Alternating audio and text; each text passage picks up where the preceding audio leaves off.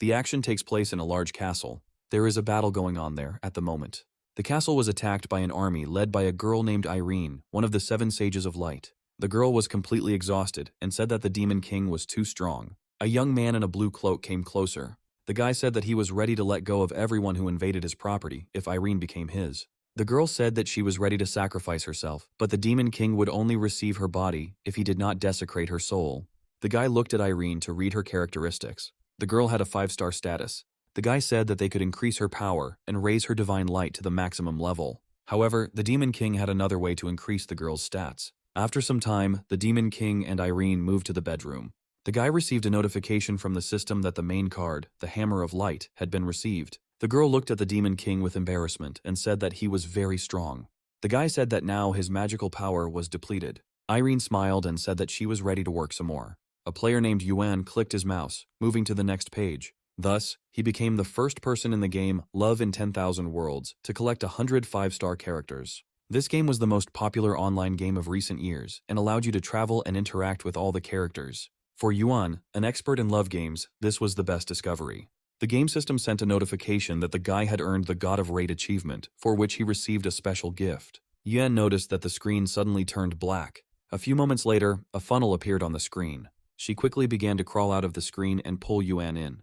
The guy didn't have time to realize how he was sucked into the monitor. The light from the funnel began to fade, leaving Yuan's room empty. The guy was sucked into a dark space and began to fall rapidly. Wen screamed and tried to grab onto something, but there was only emptiness around. The guy didn't even see where he would end up landing. After a few moments, Yuan felt the sensation of falling dull, and he stopped.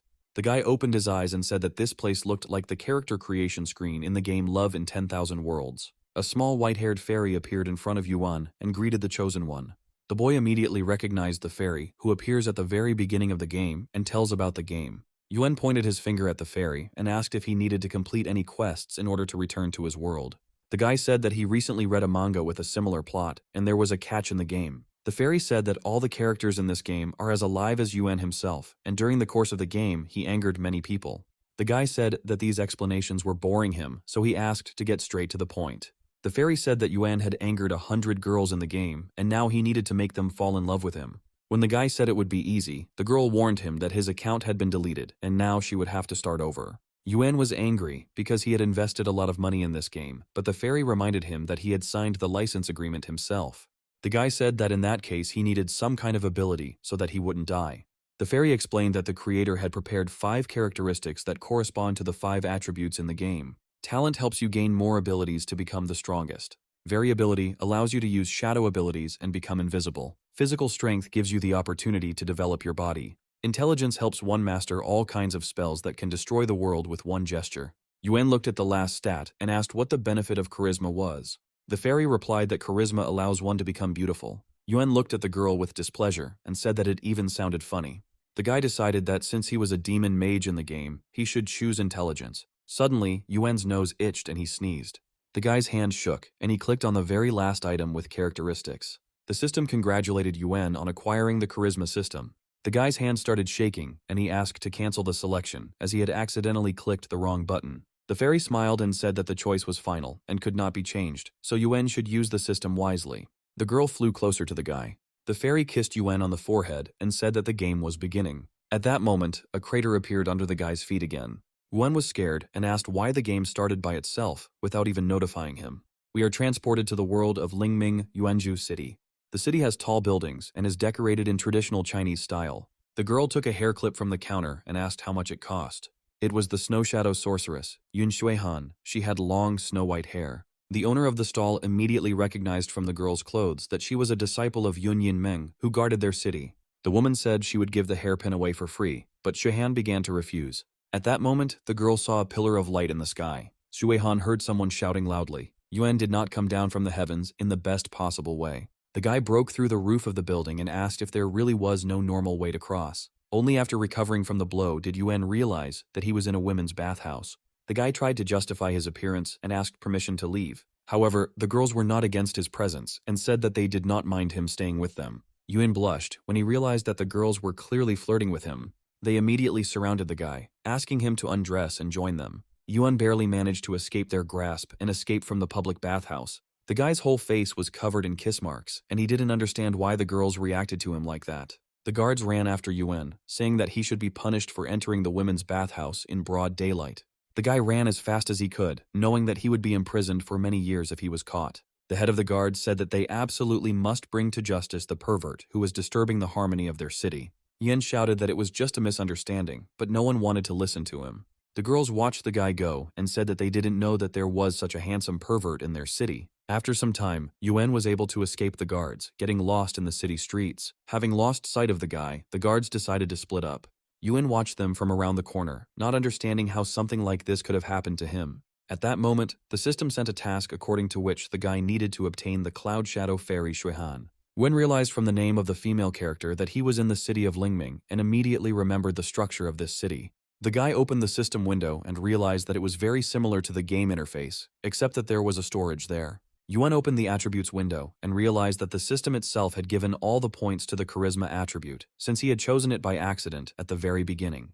The system indicated that the guy had the evil smile skill, but this was the first time Yuan had heard of such a thing. After reading a little more about the skill, Yuan grabbed his head, screaming that he didn't understand how he could use it at all. At that moment, one of the guards noticed the guy and immediately called the others. Yuan decided that he had nothing to lose, so it was worth trying to use this skill. The guy peeked out from around the corner, looked at the guard and smiled. Seeing this, the guard became scared and said that the guy was definitely a pervert. Yuan grabbed his head and thought that he simply didn't smile enough in everyday life, so nothing worked. The guy pulled himself together and activated the evil smile skill. Yuan was enveloped in an aura and peeked out from around the corner again with a slight smile. The guard immediately hugged himself and felt his heartbeat quicken, so he thought he had fallen in love with the man. The man said that it was love at first sight and he didn't care that the whole world was against him. Yuan reacted quickly and hit the guard in the face with a brick. The guy threw the brick aside and said that he didn't love anyone and apologized for ruining other people's hopes. At that moment, the system sent a notification that the wanted level had increased to 2 stars following the attack on the officer. Yuan started complaining about the developers adding some confusing settings, like the wanted level. At that moment, the guards arrived and a group of guards gathered to grab the guy. The 2 guards drew their bowstrings, aiming at Yuan. A second later, 2 arrows were aimed towards the guy. One didn't have time to dodge, which is why one of the arrows hit his shoulder. The guy understood that he wouldn't be able to escape, since all his attribute points had gone into charisma. The head of the guard ordered the boy to be seized immediately. Yuan immediately jumped up and ran in the opposite direction from the men. At this moment, in a house nearby, a Baihua maiden with a power level of 2 stars, named Liu Ruhong, was resting. Yuan burst into the house and stumbled over the threshold. The guy lost his balance and bumped into Ruhun's chest. The girl said that she was not working today, so the guy should leave immediately and not make a scene. Yuan raised his head and apologized, asking if he could ask the girl for one favor. Seeing the guy's face, Ruhun blushed and her eyes sparkled. The girl said that they usually don't do this, but for such a handsome man, they are ready to make an exception and help. Ruhun turned towards the rooms and told the other girls that they needed to meet the guest. 4 beautiful girls immediately came out of the rooms and greeted the guy. A few seconds later, guards ran into the house and asked if the girls had seen anyone suspicious. Ruhun said they would never hide a criminal, so the men most likely went through the wrong door. However, the head of the guard was confident that they were not mistaken and ordered a search of the house. The man said that if the girls dared to interfere, he would close the place. Ruhun stopped smiling and said that the head of the guard himself visited them 10 times a month, so it was worth thinking again. At that moment, a black-haired girl in a red hanfu came out onto the second-floor balcony. Upon seeing her, all the guards immediately blushed with embarrassment. Men knew this girl as the one whose body was like a forest breeze and whose spirit was like an empress who loved the people. Her name was Lingsheng, and she was the mistress of the house, so she allowed the search, saying that they had nothing to hide. However, at that moment, Yuan was hiding under her skirt, and he noted to himself that the girl smelled very good. Half an hour later, the guards searched the entire house and said that the fugitive had not been found. Lingsheng asked if they had any more questions, to which the head guard apologized to the girls, saying that they had made a mistake. The owner said that the men could leave, but they could also stay, as they were opening soon. The head of the guard became embarrassed and immediately said that it was time for them to go. Within half an hour, Yuan's legs were numb, so he lost his balance and grabbed Lingsheng's leg to keep from falling. The girl gasped loudly in surprise. The head of the guard immediately turned to her and asked what had happened. At that moment, the man was grabbed by the cheek and pulled to the side. It was the guard's wife who said that the fugitive had long since disappeared, and the men continued to chill in this establishment.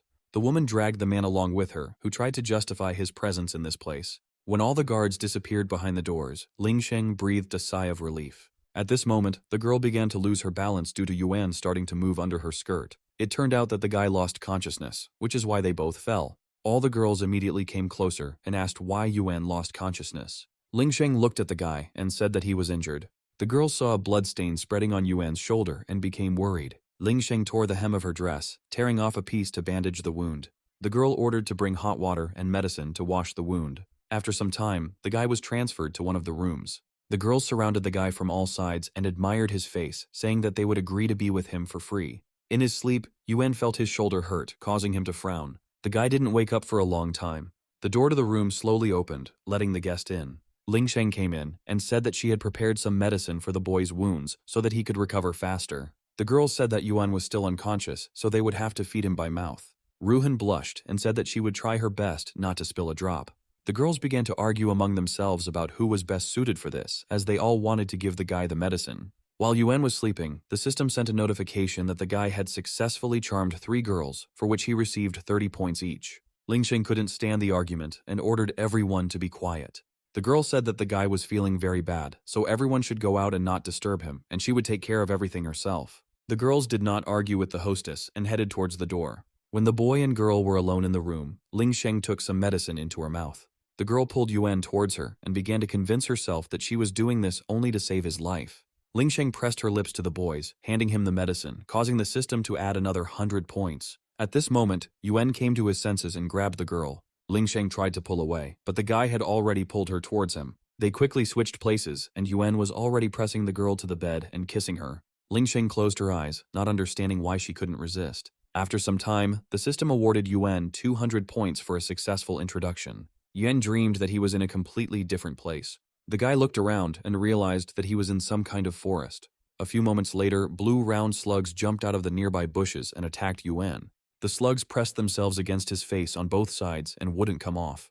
Meanwhile, a new day began in the city. Yuan lay on Ling Sheng all night, his face buried in her chest. In his dream, the boy was fighting off slugs, which caused him to scream loudly. Ling Sheng woke up from his scream. The girl's scream echoed throughout the house. After a while, Ling Sheng got out of bed and asked how the guy dared to harass her while she was sleeping. There was a bright red palm print on Yuan's cheek, but he still didn't understand what had happened. At that moment, Ruhun came into the room and said that she was glad that the guy had finally woken up. After a while, Ruhun and Yuan sat down at the table to talk about what to do next. The girl offered the guy 2 options for solving the problem, and the first was that he would have to work for her. Yuan immediately refused to sell his body, so he said that he would choose the second option anyway. Ruhan said that they would then hand him over to the officers and receive a bonus for his capture, thereby reimbursing the costs of his treatment. Yuan didn't like this option either, so he decided to choose the lesser of 2 evils. The guy agreed to become a member of Manhua and work with the girls. Wen winked at Ling Sheng and promised that he would repay her kindness someday. So the guy started working in this brothel, and every day he did hard work. The girls surrounded Yuan with care and constantly looked after him. They openly flirted with the guy and offered him privacy, but he always refused. For every interaction with the girls, the system awarded Yuan points. A few days later, the guy waited until everyone went to bed and locked himself in the room assigned to him. Yuan had already accumulated 1,000 points and now decided to see what he could exchange them for. The guy hoped to find something useful in the system store. In the store, Yuan saw a book that would increase his charisma points for being close to girls. The guy thought that this technique was perfect for him. Yuan clicked on the icon to check the price of the attribute and saw that it cost 100,000 points. The guy was angry because he had been working hard for several days to earn 1,000 points. The system fairy watched all this from the side. The girl laughed and said that the guy really had an interesting choice, so it would be a shame to deprive him of such an opportunity. The fairy said that she would make an exception for a newcomer once. The system sent Yuan a notification that a 99% discount for newcomers would be in effect for 10 minutes. The guy immediately realized that this was his chance, which he couldn't miss. Yuan immediately went to the system store and bought a book to increase charisma. Purple flashes swirled in the air, surrounding the guy. The item was successfully obtained and the charisma points increased. The boy smiled, feeling that the book had produced results. The next day, the girls did not leave the guy's side for a second and dreamed that he would become their guest. They noted that even at their first meeting, Yuan did not seem as handsome to them as he did now. However, not everyone liked this increased attention to the guy. A guest named Gao was outraged that the girls he came to see were completely infatuated with Yuan, who was serving drinks. The guy tried to remain polite and said that there was no one more handsome than the man in this place. However, such flattery only inflamed the guest even more. The man reached for his sword, saying that no one dared to provoke him like that. Ling Sheng blocked Yuan's path and apologized to the guest, saying that the guy was new and didn't yet know how to communicate with customers. Gao smirked as the most famous girl came out to talk to him. The man added powder to Ling Sheng's drink without her noticing. Gao handed the girl a drink and said that he would only accept the apology if she drank with him. Ling Sheng thanked the man and drank the drink from the cup he offered her. Gao said that the girl's face was incomparable and asked how much he should pay for her to grace him with her presence. Ling Sheng replied that she does not sell her body, but is engaged in art. The man was confident that his powder would soon work and the girl would not be able to refuse him. Ling Sheng went to her room, but after 15 minutes, she felt unwell. The girl noted that after a glass of wine she felt very hot. The heat was so unbearable that Ling Sheng began to take off her clothes. Yuan decided to thank the girl for her help, so he came to her room. The guy knocked on the door and immediately entered, saying that he had prepared a special soup for Ling Sheng. However, upon seeing the girl, Yuan fell silent. Ling Sheng was completely naked and looked at the guy shyly. Yan immediately ran out of the room and apologized. However, Ling Sheng quickly walked to the door and grabbed the guy's hand. The girl pushed Yuan onto the bed and asked him to do her one favor. The guy tried to hold on, but he couldn't escape the girl's pressure. Ling Sheng said that there was a desire-enhancing powder in the glass of wine. The girl asked the guy to help her come to her senses. Ling Sheng took off the last piece of clothing and promised that it would be free. After some time, Yuan began to receive notifications about his charisma increasing. Meanwhile, Gao approached one of the rooms, saying that the powder should have taken effect by now. However, the man did not yet realize that he was in the wrong room. A girl with blonde hair was waiting for him outside the door. However, in terms of musculature, the girl was in no way inferior to the men, and even surpassed many of them. Gao pressed himself against the door and said he was in the wrong room. However, the girl did not let him go, saying that she would help the man relax. Meanwhile, the other girls who remained on the first floor noticed that something was falling from the ceiling. The girls thought they might be rats. Ruhan raised her head and said that in Mr. Yuan's heart there was a rat that was struggling and struggling, trying to escape. Meanwhile, in the room on the second floor, Yuan and Ling Sheng were spending time together. After a while they finished. There were a few drops of blood left on the sheets. Yuan got out of bed and began to get dressed. The guy still couldn't believe that he had done it.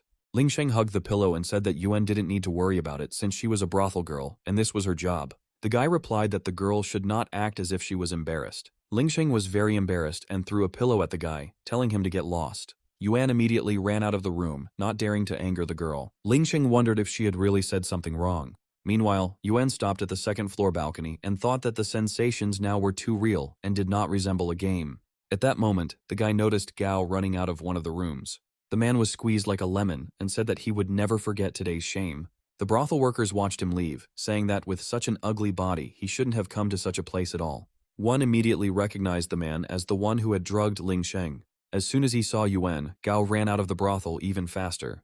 The guy thought that if it weren't for Gao, the girl would be fine, but this was a great opportunity to practice techniques. After some time, Yuan returned to his room. With the help of the system's hints, the boy raised his 1,000 secret techniques skill to the second level. Now, by forming a heart with his fingers, the boy could charm living beings, and even his enemies. Win had a hard time assessing the new skills, but he had a rough idea of how it worked. The guy saw a cat sitting on the windowsill, and decided that he needed to use this technique. Yuan extended his hand towards the cat and made a gesture, activating the skill. The cat immediately became kinder and affectionate. The animal began to rub itself against Yuan and meow.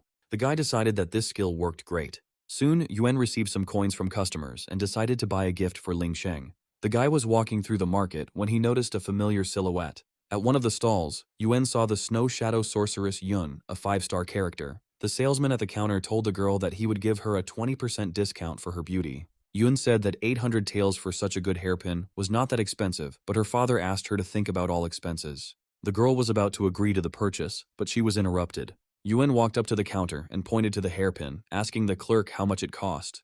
The seller repeated the price and said that he would also agree to give the guy a discount, but Yuan asked if the hairpin was made of ice stone. The man replied that it was made of the finest jade with pieces of ice, making it a very skillful and expensive piece. Yuan grinned and asked if the seller had really done the work himself. The smile disappeared from the man's face, and he asked if the guy was really hinting that he was cheating on him. Yin picked up the hairpin and said that he wished the hairpin were real. The object split into 2 parts without much effort. The guy said that the hairpin was of terrible quality and was a fake, so Yun shouldn't buy it. The girl got angry and said that the man had no conscience since he was selling counterfeits. The seller said that Yuan would get into big trouble for breaking his product. 2 men came out from behind the counter and asked if Yuan really wasn't going to pay. Yun said that you can't deceive people like that, and they will pay for it. Yuan put his hand in front of the girl, pushing her behind his back. The guy said that she shouldn't worry and leave it to him. The men chuckled and asked if the guy really thought they were ordinary fighters. The security at this jewelry store was well trained. Each of them graduated from Luhe Academy as professional fighters. They were ready to fight and did not even doubt that victory would be theirs. Each of them took a fighting stance. The leader said that Yuan should get ready.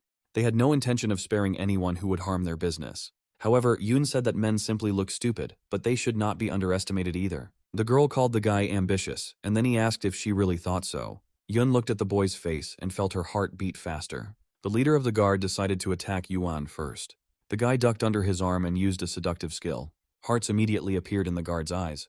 The man fell to the ground and said that he felt very pleased and light at heart. The other two guards didn't understand what had come over their boss. One said that if they continued like this, he would use this skill on them too. The men didn't listen to the guy and soon found themselves under his spell too. The guards felt love begin to overwhelm them. All three men began to cuddle each other and confess their love. The children began to turn around and point at them, but their mothers tried to get them off the street as quickly as possible. The seller got angry and said that at this rate they would scare away all the customers. Yun looked at Yuan and said that she didn't know that the sect taught such techniques. The guy said that he was not a member of any sect, and that an old man from his native village taught him the technique. Yuan said that they had not yet met, after which the boy and girl introduced themselves to each other. The girl said that in a few days there would be a selection of students for the 13th generation, so the guy could come. At this moment, their conversation was interrupted by Gao, who approached the girl and said that he had been looking for her for a long time. Yun turned to the man and asked why he cared where she was. Yuan came closer and said that he had not seen Gao at the House of 100 Flowers for a long time and asked if the man had recovered since his last visit. The girl immediately asked if Gao felt guilty about going to such places. The man got angry and said that you can't trust an ordinary errand boy. However, Yuan continued to insist that Gao had not just wandered into the brothel, causing the man to begin making excuses. Yun turned away and said that there was no need to justify himself to her and that the head teacher would deal with him. When the girl left, Gao began to threaten Yuan with reprisals for continuing to interfere with him. The guy grinned and said that the ladies really missed Gao and invited him to visit them again. By nightfall, Yuan returned to the House of 100 Flowers. Lingjing locked herself in her room and stood in front of the dressing table, looking at herself in the mirror. The girl found it strange that Yuan's silhouette had been constantly appearing in her thoughts lately. Lingsheng picked up the hairpin her boyfriend had given her today. Yen said that he chose it especially for the girl. The guy then asked if Lingsheng liked the gift. The girl replied that it was the most useless thing he could have given her. However, Lingsheng pressed the hairpin to her chest and said that she still liked Yuan. Yuan replied that this was good and then went about his business. The guy noticed the girl's scarf fall. Wen bent down to pick it up. However, the girl stopped him by touching his chin with the tip of her toes. Lingsheng said that the guy shouldn't strain himself today. The girl said that he was booked for today. Wen chuckled and said that it was very expensive. The girl replied that one shouldn't underestimate her because she had earned a lot of money and could afford it. Lingsheng flinched as Yuan suddenly approached her. The guy kissed the girl, making her blush. Wen said that this kiss would be enough as payment, so he was willing to serve her. The boy and the girl spent the night together. At some point, Lingsheng said it was too late. However, they did not want to stop. Time after time, Yuan received experience points from the system. The whole night passed like this, and the boy and girl went to bed only in the morning. Early in the morning, Lingsheng prepared a glass of water for Yuan and placed a note under it. The guy woke up in a room completely alone and yawned, not yet realizing that he was alone. However, he soon realized that Lingsheng was no longer around, after which he noticed a glass of water and a note. In the letter, the girl said that she had left and wished Yuan happiness and to find someone with whom he would be happy. The system sent a notification that a 4-star Lingsheng card had been received. Yuan smiled slightly, thinking that he never imagined that he would receive the first card in this way. Soon the guy got ready and told Ruhun that he was going to leave the brothel just like Lingsheng had done. Yen said he still had unfinished business, but he would remember their hospitality. Ruhun said that she couldn't force the guy to stay, but she would also let him leave so easily. All the girls from the brothel immediately clung to Yuan, seducing him. The guy decided that it was even beneficial for him. Thanks to the girls, the guy was able to get more points from the system. Yuan soon thanked the girls for their hospitality and said that they would meet again. Meanwhile, Gao was persuading Yun to return to the clan. The man wanted to help prepare for the initiation ceremony of the new generation of students. However, the girl said that she needed to meet with the Imperial Sword, but Gao assumed that Yun had other motives. After some time, Yun and Gao crossed paths with Yuan on the street. The guy said that he was just looking for a girl. Yun said that he would like to go to the clan with her to study with the teacher, but he has topographic cretinism. Yun said that they were just about to return, so they would be happy to take him. However, Gao was against it, citing the fact that a man and a woman should not travel together, so he would take Yuan with him. Yuan refused his offer, saying the man smelled of sweat, which led to another verbal altercation. Gao was about to seek help from Yun, but she only laughed at them. The girl said that this whole argument had nothing to do with her, and then called Yuan to follow her. Yun said that the boy would need to hold on to her when the sky was high and the wind was strong. Yuan smiled and replied that he understood everything. After some time, they left the city and rose into the sky. Two swords cut through the air at high speed, leaving a trail behind them. On one sword stood Gao, on the second Yun, and behind her Yuan. The girl said that the first flight can be very stressful, so the guy should hold on to her. Yuan sniffed the girl and asked if the Celestials always smelled so nice. Yun said that the guy was talking nonsense and asked what made her smell so good. Behind them flew Gao, who was very unhappy that Yuan was so close to the girl. As if sensing his mood, Yuan turned around and stuck his tongue out at the man. Gao became even more angry and said that he would not be a man if he did not personally kill the guy. The man put his hand into his sleeve and thought that he could finish off Yuan right now. Gao took out a box containing a guide needle, intending to use it against the boy. The crane needle was very poisonous, so it could kill an enemy with one shot. Gao slid the lid of the box and aimed at Yuan's back. A few moments later, 2 needles flew out of the box. Yun immediately heard the sound. The girl jerked her hand, covering Yuan with her body, but the needles still reached not only her, but also the guy. Yun looked at Gao and asked why he did that. The man tried to justify himself by saying that he only intended to hit Yuan. Consciousness slowly began to leave the girl, and the sword no longer remained in the air. A few moments later, the boy and girl flew down from a great height. There was a lake below them, which softened their fall. Gao called out to the girl, but made no attempt to help. The man didn't know how he would tell his mentor about this now. The water in the lake was too cold, so Gao did not dare dive after the girl. The man understood that even if he saved Yun, she would tell the teacher everything, and then he would definitely not forgive him. Gao decided it would be better to leave the girl to die so that no one could tell about what happened. Meanwhile, Yun's body slowly sank deeper and deeper into the cold water. The girl couldn't move and was about to lose consciousness from lack of air. Yun saw someone reaching out to her. Yun managed to come to his senses much earlier than the girl. The guy mentally apologized to Yun and pressed his lips to hers, passing air. The boy turned around and saw Yun's sword heading towards them. Yun grabbed the hilt of the sword and hoped that it would be able to pull them out of the water. For some time, the surface of the water in the lake remained calm. However, just a few moments later, 2 people flew out of the water. The sword pulled Yun along with him, who held the girl tightly with his other hand. Soon they found themselves on dry land. Yun leaned the girl against a tree and said that the danger had passed. At that moment, the guy heard something sneaking towards them. Turning around, Yun saw a pack of wolves that were ready to attack them at any moment. The system sent a notification that the guy had encountered a bloodthirsty wolf of 2-star rarity. Yun said that he had no choice but to fight, even though they had just escaped death. One of the wolves rushed at the guy. Yun quickly opened the system tab and activated the fencing skill, paying 500 points for it. The guy immediately grabbed the sword and dealt the wolf a fatal blow. For this, the system awarded Yun 50 points. The guy was glad that he could get points in this way. Wen rushed into battle and began to kill the wolves one by one. The system sent notifications about the points being credited one after another, but the guy quickly ran out of steam. No matter how many wolves Yun killed, they still remained. The guy understood that his fighting skills were too low, so this could not continue. At that moment, Yun noticed something approaching him from behind. A huge bear with a horn on its head stood up on its hind legs and roared. The system sent a message that Yun had encountered a 4-star demonic bear. The guy realized that this time he was facing a much more dangerous opponent. Yun noticed that the bear was female, so he decided to go all in. The boy looked at the bear and invited her to become friends. However, the monster still rushed at Yun. When the bear grabbed the guy, he thought the monster's level was too high for his skills. Contrary to his expectations, the monster began to lick the guy. The she-bear saw the wolves creeping up and growled. However, the pack did not retreat, ignoring her warning. The she-bear waved her paw, throwing one of the wolves aside. Soon, the monster scared away the entire flock. Alpha looked at the bear, but decided that now was not the best time to contact her. The wolf decided to retreat. Towards nightfall, the bear brought Yun to her cave. The monster caught a fish, which the boy cleaned and placed by the fire to cook. When the food was ready, Yun handed the bear one fish and thanked her again for the shelter and food.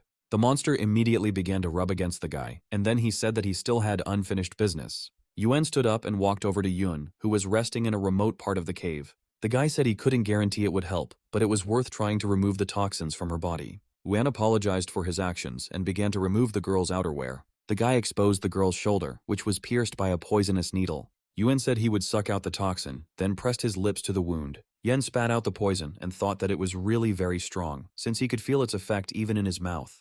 The guy understood that he couldn't stop, as it could seriously harm the girl. Yuan continued sucking out the poison until he could no longer taste it on his tongue. Soon morning came. The sun's rays barely reached the depths of the cave, but they still woke up Yun. The girl opened her eyes and realized that Yuan had wrapped her up. Yun had a poor memory of the events of the last day. The girl looked around and saw her clothes in blood on the ground. Yun immediately thought that Yuan might be taking advantage of her unconscious state for his own personal gain. Just thinking about this made the girl blush deeply. At that moment, Yuan entered the cave, carrying the collected fruits in his hands, and was glad that the girl had come to her senses. However, Yun immediately pounced on the guy with a sword. The girl, with tears in her eyes, accused Yuan of debauchery and promised that she would deal with him and then commit suicide. The guy put his hands in front of him and hastened to say that the girl was wrong in her conclusions. The sword stopped a centimeter from Yuan's neck of its own accord, preventing its owner from harming the boy. The girl listened to her sword, and it told her that the guy had done nothing wrong. At this moment, Yuan began to cough up blood. Yun got scared and asked what happened to the guy. Yuan replied that he wasn't very good at first aid, so he accidentally swallowed some of the poison while sucking it out of the girl's wound. Yun immediately took pity on the boy, not even realizing that he had simply spat out the red berry juice that he had not had time to swallow. The girl remembered that Gao's poisonous needles had also hit the boy, so she decided to ask why he was okay. The guy said that his girlfriend gave him a jade pendant in the shape of a maple leaf, which saved him from being stabbed. Yun said that she was too weak to help get rid of the toxin right now, but she could teach the guy this technique himself. Yuan waved his hand and reminded him that he was not a member of the Yun clan, so he would most likely not succeed. The girl reminded him that the guy had come with her specifically to join their clan, so he could handle the technology. Yan bowed to Yun and thanked her for her help and, with the girl's permission, began to address her as a mentor. Initially, the guy planned to cheat on the girl, but everything was going smoothly, so he decided to go with the flow. Meanwhile, Guo reached the lands of the Yun Yin clan.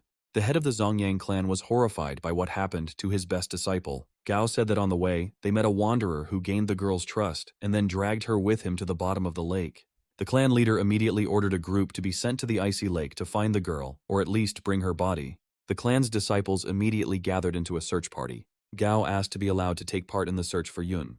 The clan leader said the man had nothing to blame himself for, so he allowed the group to go on the search. Gao bowed, hiding the smirk on his face, and thanked the teacher. At this moment, Cao Xiong, the Union clan's Immortality Elixir Development Director, walked in. The man brought Gao a medicine that temporarily increases strength. Gao thanked his father and said that he would definitely find Yun and bring her back, no matter what. Meanwhile, the doctor approached the clan leader and asked him not to be too nervous, but the leader reminded him that Yun was his daughter.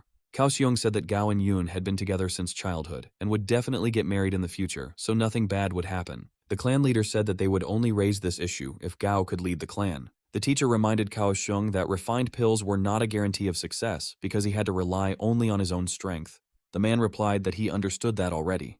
However, Cao Xiong thought that they would soon find out who could actually lead the clan and whose side was strong.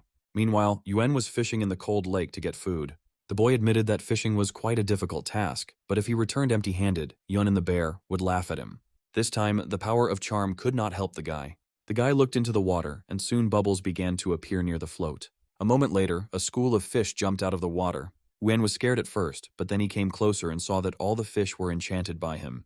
The guy took back his words about not being able to get food by charming. At this moment, Yuan saw sword cultivators flying in the sky and decided that it was a squad from the Union clan. The guy decided that he needed to go back immediately and discuss this with Yun.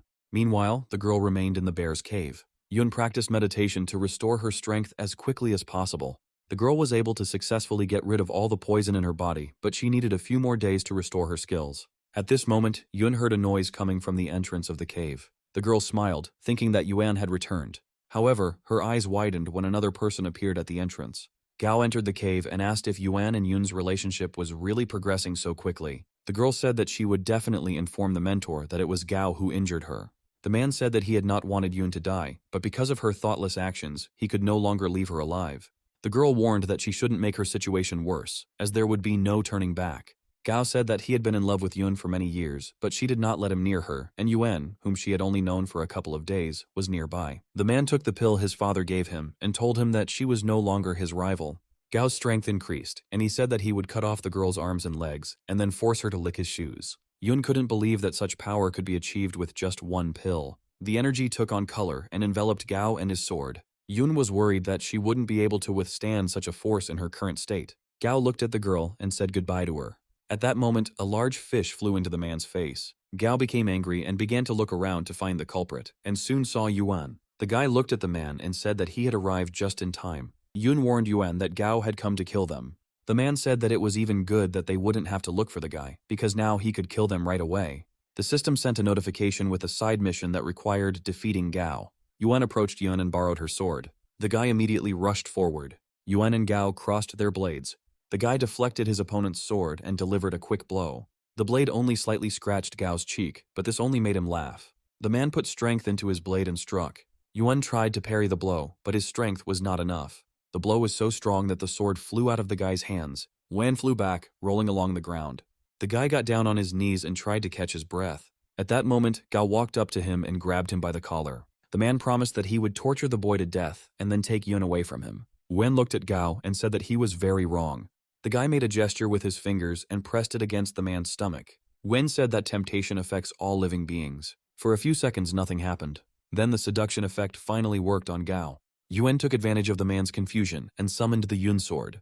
The blade immediately flew up and placed the handle in the guy's palm. Yuan struck once, cutting off Gao's right arm. The man immediately screamed in pain and grabbed his shoulder. Gao ran towards the exit of the cave and promised that he would still take revenge. However, at the exit, the man encountered something bigger. Gao fell back and looked up to see what had stopped him from passing. The man saw a she-bear who was clearly angry because someone had offended Yuan. Gao was speechless and fell into a stupor. However, this did not help him escape the clutches of the monster. Soon Yuan and Yun returned to the clan. They brought Gao with them and told the clan leader everything that had happened. Yun said that the man fatally wounded her, but thanks to Yuan's efforts, she survived. Cao Seong bowed his head, unable to believe that his son could actually do such a thing. The clan leader said that by law they should have executed Gao, but considering Cao Seong's status, it was decided to spare the man. Cao Seong thanked the leader for his generosity and promised to keep a close eye on his son in the future.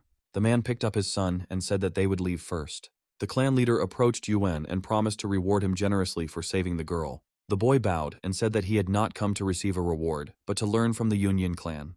The leader replied that he would gladly accept Yuan as his disciple, but the elders had introduced tests that could not be missed. Yun asked why her father couldn't make an exception, given the whole situation. Wayne stopped the girl and said that he respected the clan's rules and was therefore willing to undergo the trials to become their disciple. The head of the clan liked the guy's attitude and praised his daughter for bringing such a good man into the house. Yun walked towards the exit and asked Yuan to follow her so she could show the clan. The girl gave the boy a tour of the clan's lands and brought him to a bridge leading to a small area where a tree grew.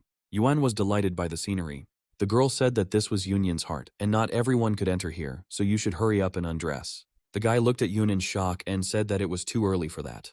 The girl blushed and said that she brought the guy here so that he could practice the technique of melting the snow of 6 suns. Soon Yuan took off his outer clothing and began to meditate next to the tree. Yun said that in the first stage of the technique the body is heated, and in the second stage the body is in a very cold place, where it needs to be cultivated. The girl also took off her outer clothing and said that she would help the guy reach the 3rd level, because without him, everything would be in vain. Yun placed her palms on the guy's back, and he felt energy begin to fill him. The girl felt that Yuan had successfully broken through the 2nd level. After some time, the energy around the guy began to change rapidly. Yun noted that her body temperature continued to rise, and veins began to appear on her body. All of these were signs that the guy was about to break through the 3rd level. However, Yuan soon began coughing up blood. The guy fell to the ground and said that he was very hot. The girl understood that nothing dangerous would happen to Yuan, but she could not bear to see him suffer from pain. Looking at the guy, one thought appeared in the girl's head. However, she immediately brushed it aside, believing that decent people should not do that. Yuan continued to suffer from the overwhelming heat in his body. Soon the girl couldn't take it anymore and decided to help the guy in any way she could. An hour later, Yuan felt better. The guy opened his eyes, trying to remember what happened. Yuan looked around and immediately noticed the girl sitting next to him. Noticing that the guy had woken up, Yun asked how he was feeling. The girl said that the guy was on the edge, so she had to help him. Wen didn't quite understand what was going on, but he still thanked Yun for her help. The guy noticed that the girl had blushed deeply and asked why she was acting strangely, to which she replied that she was simply tired. Wen himself didn't expect that he would be able to reach the 4th level in one fell swoop. The guy heard a scream and turned around. Yuan saw someone rapidly approaching them. The guy immediately pushed Yun aside and prepared for battle. Wen extended his hand in front of him, colliding with his opponent's palm. A small explosion occurred, causing both opponents to fly off to the side. Judging by the force of the blow, the guy assumed that the enemy did not have such great abilities. However, after a few moments, Yuan noticed his hand beginning to become covered in a thick crust of ice. Soon the ice completely encased his entire body, rendering the boy motionless. Yun immediately realized that this was the ice demonic palm technique. The girl saw that the attacker was now moving towards her. Because Yun had spent all her energy helping Yuen, she was now having a hard time. The girl tried to block the opponent's blow, but he was quicker and pushed Yun aside. From the enemy's movements, Yun realized that he was a disciple of their clan, so the girl asked why they were attacked. Meanwhile, Yuen was trying his best to regain his mobility. The ice began to crack due to the boy's increased body temperature and soon began to split. Yuan was able to successfully escape from the ice captivity, saying that he should not be underestimated. The guy said he was too lazy to care about the motives and history of the NPC. Yuan said that this is an opponent that simply needs to be stepped over. The guy struck his opponent, tearing his clothes, which made it clear that the attacker was a girl. Yuan saw the clear outline of a woman's breasts. The guy wondered if he knew this character in the game. Taking advantage of Yuan's hesitation, the girl ran away. The guy wanted to run after her, but Yun stopped him. The girl said that there are several types of damage from the ice demonic hand technique. Yuan asked to see where the blow had landed so that he could help Yun recover. The girl pointed to her chest and said that she was hit here. Yuan apologized for his subsequent actions, but in this situation, they should have forgotten about gender differences. When Yun gave her consent, the guy placed his hands on her chest. The girl immediately blushed, saying that it was very sudden. Soon, Yun couldn't stand it anymore and asked why the guy's hands were constantly moving. Yuan said he believed friction should speed up regeneration and spread heat throughout the body. The girl thought that although she was very ashamed, she was still filled with warmth and comfort. An hour later, Yuan released Yun and said that the cold had finally left her body. The girl said that the chills went away after half an hour, but they still needed to continue the manipulations for some time. Yuan justified his actions by saying that he needed to finally get rid of the cold in the girl's body. Yun immediately realized that the guy was lying, so she said that this time she would not thank him for saving her. Yuan suggested repeating this exercise tomorrow to prevent the spread of the cold. Seeing the girl's look, the guy immediately apologized for the unsuccessful joke. Yun decided to change the subject and said that the attacker was clearly a disciple of their clan, but she was unable to find out who exactly it was. The guy said that he had stabbed the girl in the chest area so they could identify her. Meanwhile, the girl who attacked Yuan and Yun ran far enough and fell to her knees. She said that she had almost completed her task, but her plans were disrupted by Yuan. At that moment, someone approached the girl and said that such a chance really doesn't come along very often. Cao Seung said that he and the girl had a common enemy, so they should help each other. The man handed over the potion and said that it would help get rid of wounds and scars. The girl thought it was a good opportunity, so she accepted the medicine and Cao Seung's offer. A few days later, all those who wanted to become disciples of the spellcasters gathered at the main building of the clan. Yuan was among them and said that the Yunyan clan was truly great since so many people had arrived. Yun said that the guy must show his best side, because if he makes a mistake, there will be no mercy. At this moment, a disciple of the Ningxuang clan approached them and asked Yun if this was the guy they were talking about a lot. Yun blushed and said that she didn't talk about Yuan that often. Ningxuang greeted the guy and said that she really wanted to meet him. Yuan said that the girl was very beautiful, but Yun grabbed his cheek. The girl warned the guy not to try to flirt with her older sister. Meanwhile, Yuan began receiving notifications that his seduction had worked on the other girls gathered at the site. However, the male half of the participants did not share this delight, since all the most beautiful girls had already fallen in love with Yuan. After a while, the head of the Yunyan clan came out and greeted all the disciple candidates. The man said that in the first stage, the candidates had to collect 10 Yunyan flowers, growing on the top of the mountain within 3 hours. The participants immediately decided that the tests would be very simple, since the first task was not so difficult to complete. However, the clan leader warned that various dangers could await the contenders ahead, so they should carefully consider their strength. The man announced the start of the first stage of testing. All the participants immediately ran towards the mountain, pushing each other. Soon Yuan was left on the court completely alone. Yun walked up to the guy and told him that he should hurry up, as Yunyan grass was very difficult to find. The guy replied that there was nothing to worry about, as he was waiting for the projectile to fly a little further. Yun didn't understand what was being discussed. Meanwhile, the rest of the competition participants had already reached the forest on the mountain and were wandering around in search of the required plant. 2 girls, who were potential apprentices, wandered through the forest together, but during the entire time they found only 3 flowers. Suddenly the girls stopped, noticing something incredibly beautiful ahead. They went to the hot springs where Yuan was at the moment. Seeing the guy, the girls decided that he was a water spirit. Yuan turned to them and said that fate itself had brought them together, so he invited them to take a bath. One of the girls said that it was inappropriate to suggest such a thing on the first date. The second girl supported her, saying that they would not join so quickly. However, she had already undressed and said that the guy begged her to join, so she could not refuse. The first girl immediately followed her example and also undressed.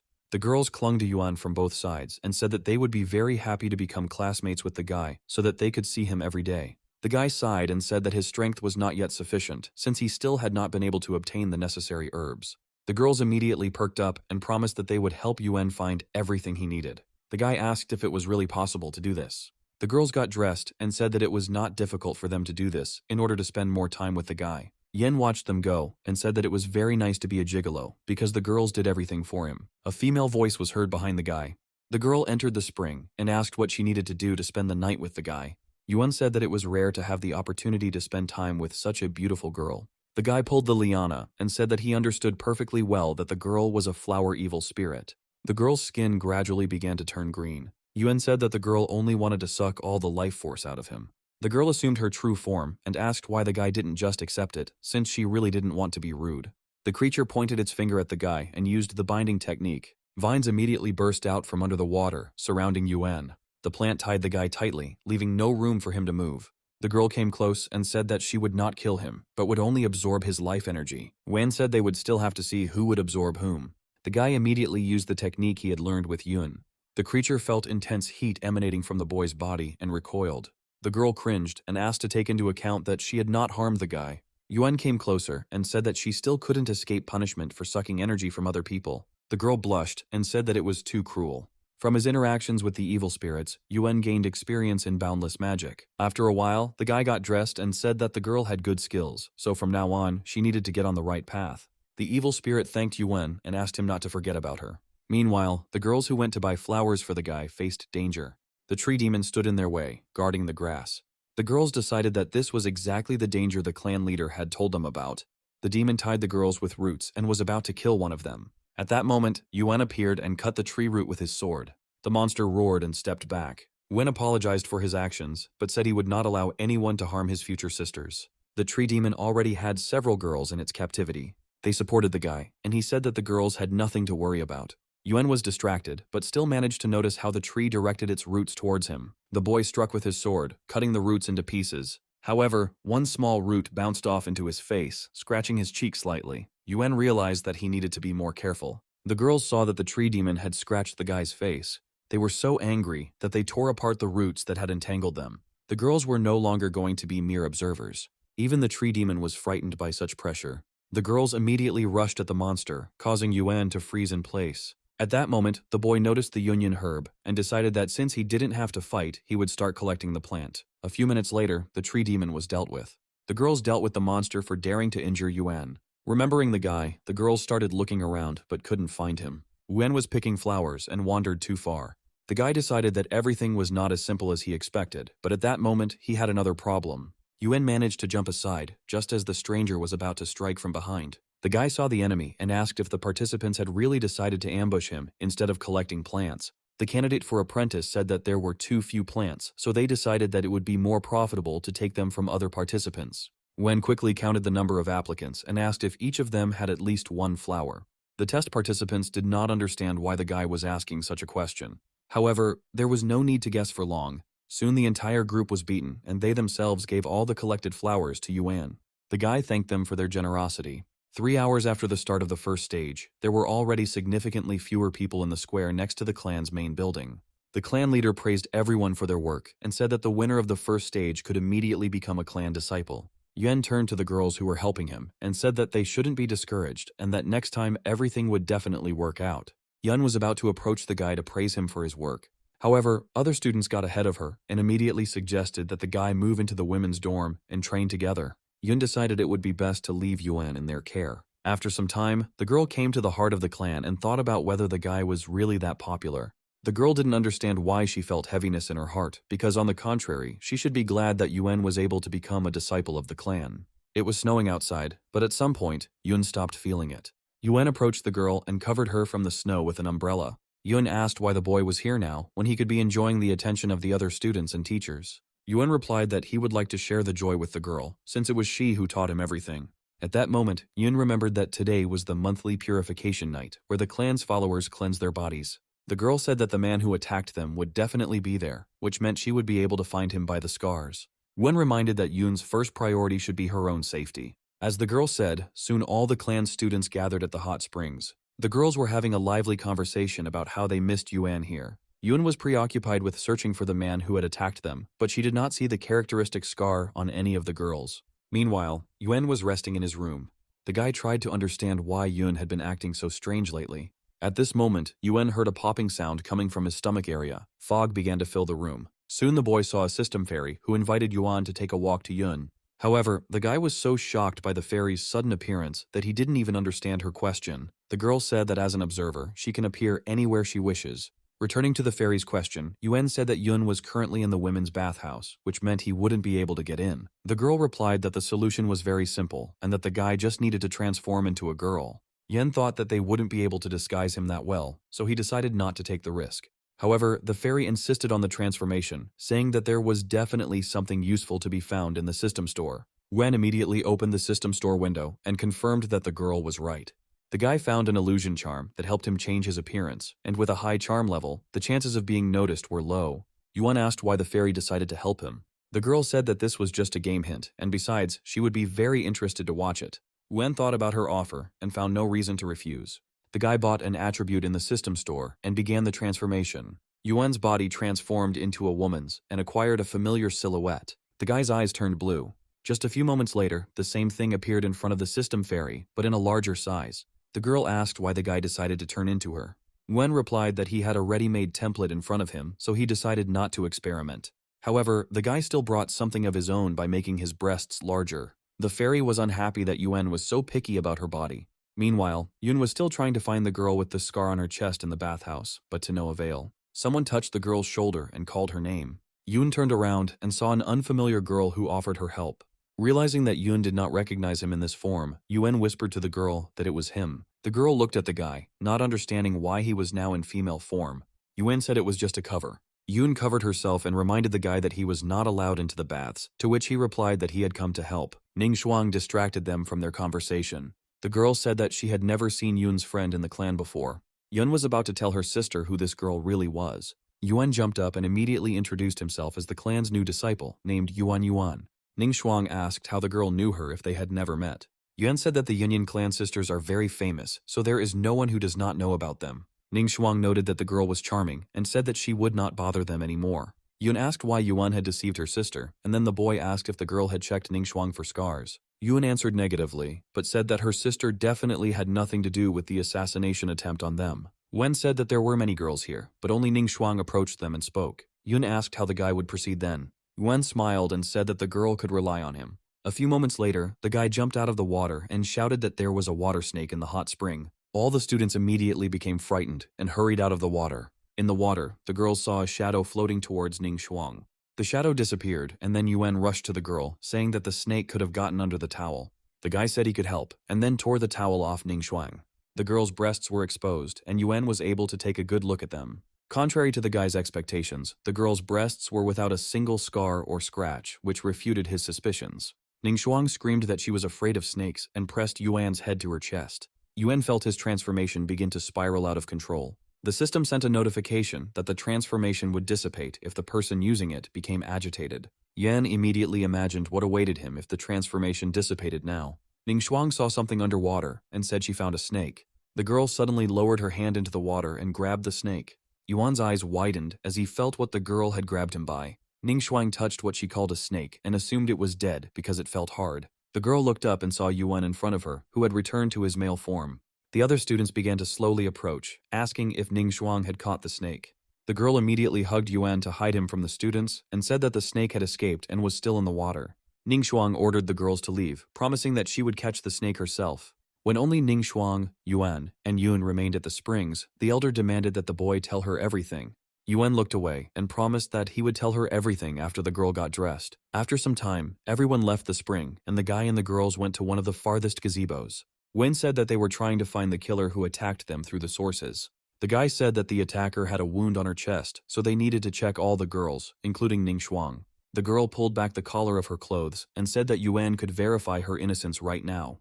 The guy grinned and said that if Ning Shuang didn't mind, he could conduct an inspection. Yun couldn't stand Yuan's antics and slapped him in the face. Ning Shuang laughed and said that the boy and the girl had a very good relationship. Yuan and Yun immediately cried out, denying the girl's words. Ningxuang said that she would not distract them from the investigation, as the attack was an extremely serious matter that needed to be dealt with. Yun thanked the girl for helping them and said goodbye. Yuan didn't say anything, watching Ningxuang leave. After some time, Ningxuang came to the infirmary.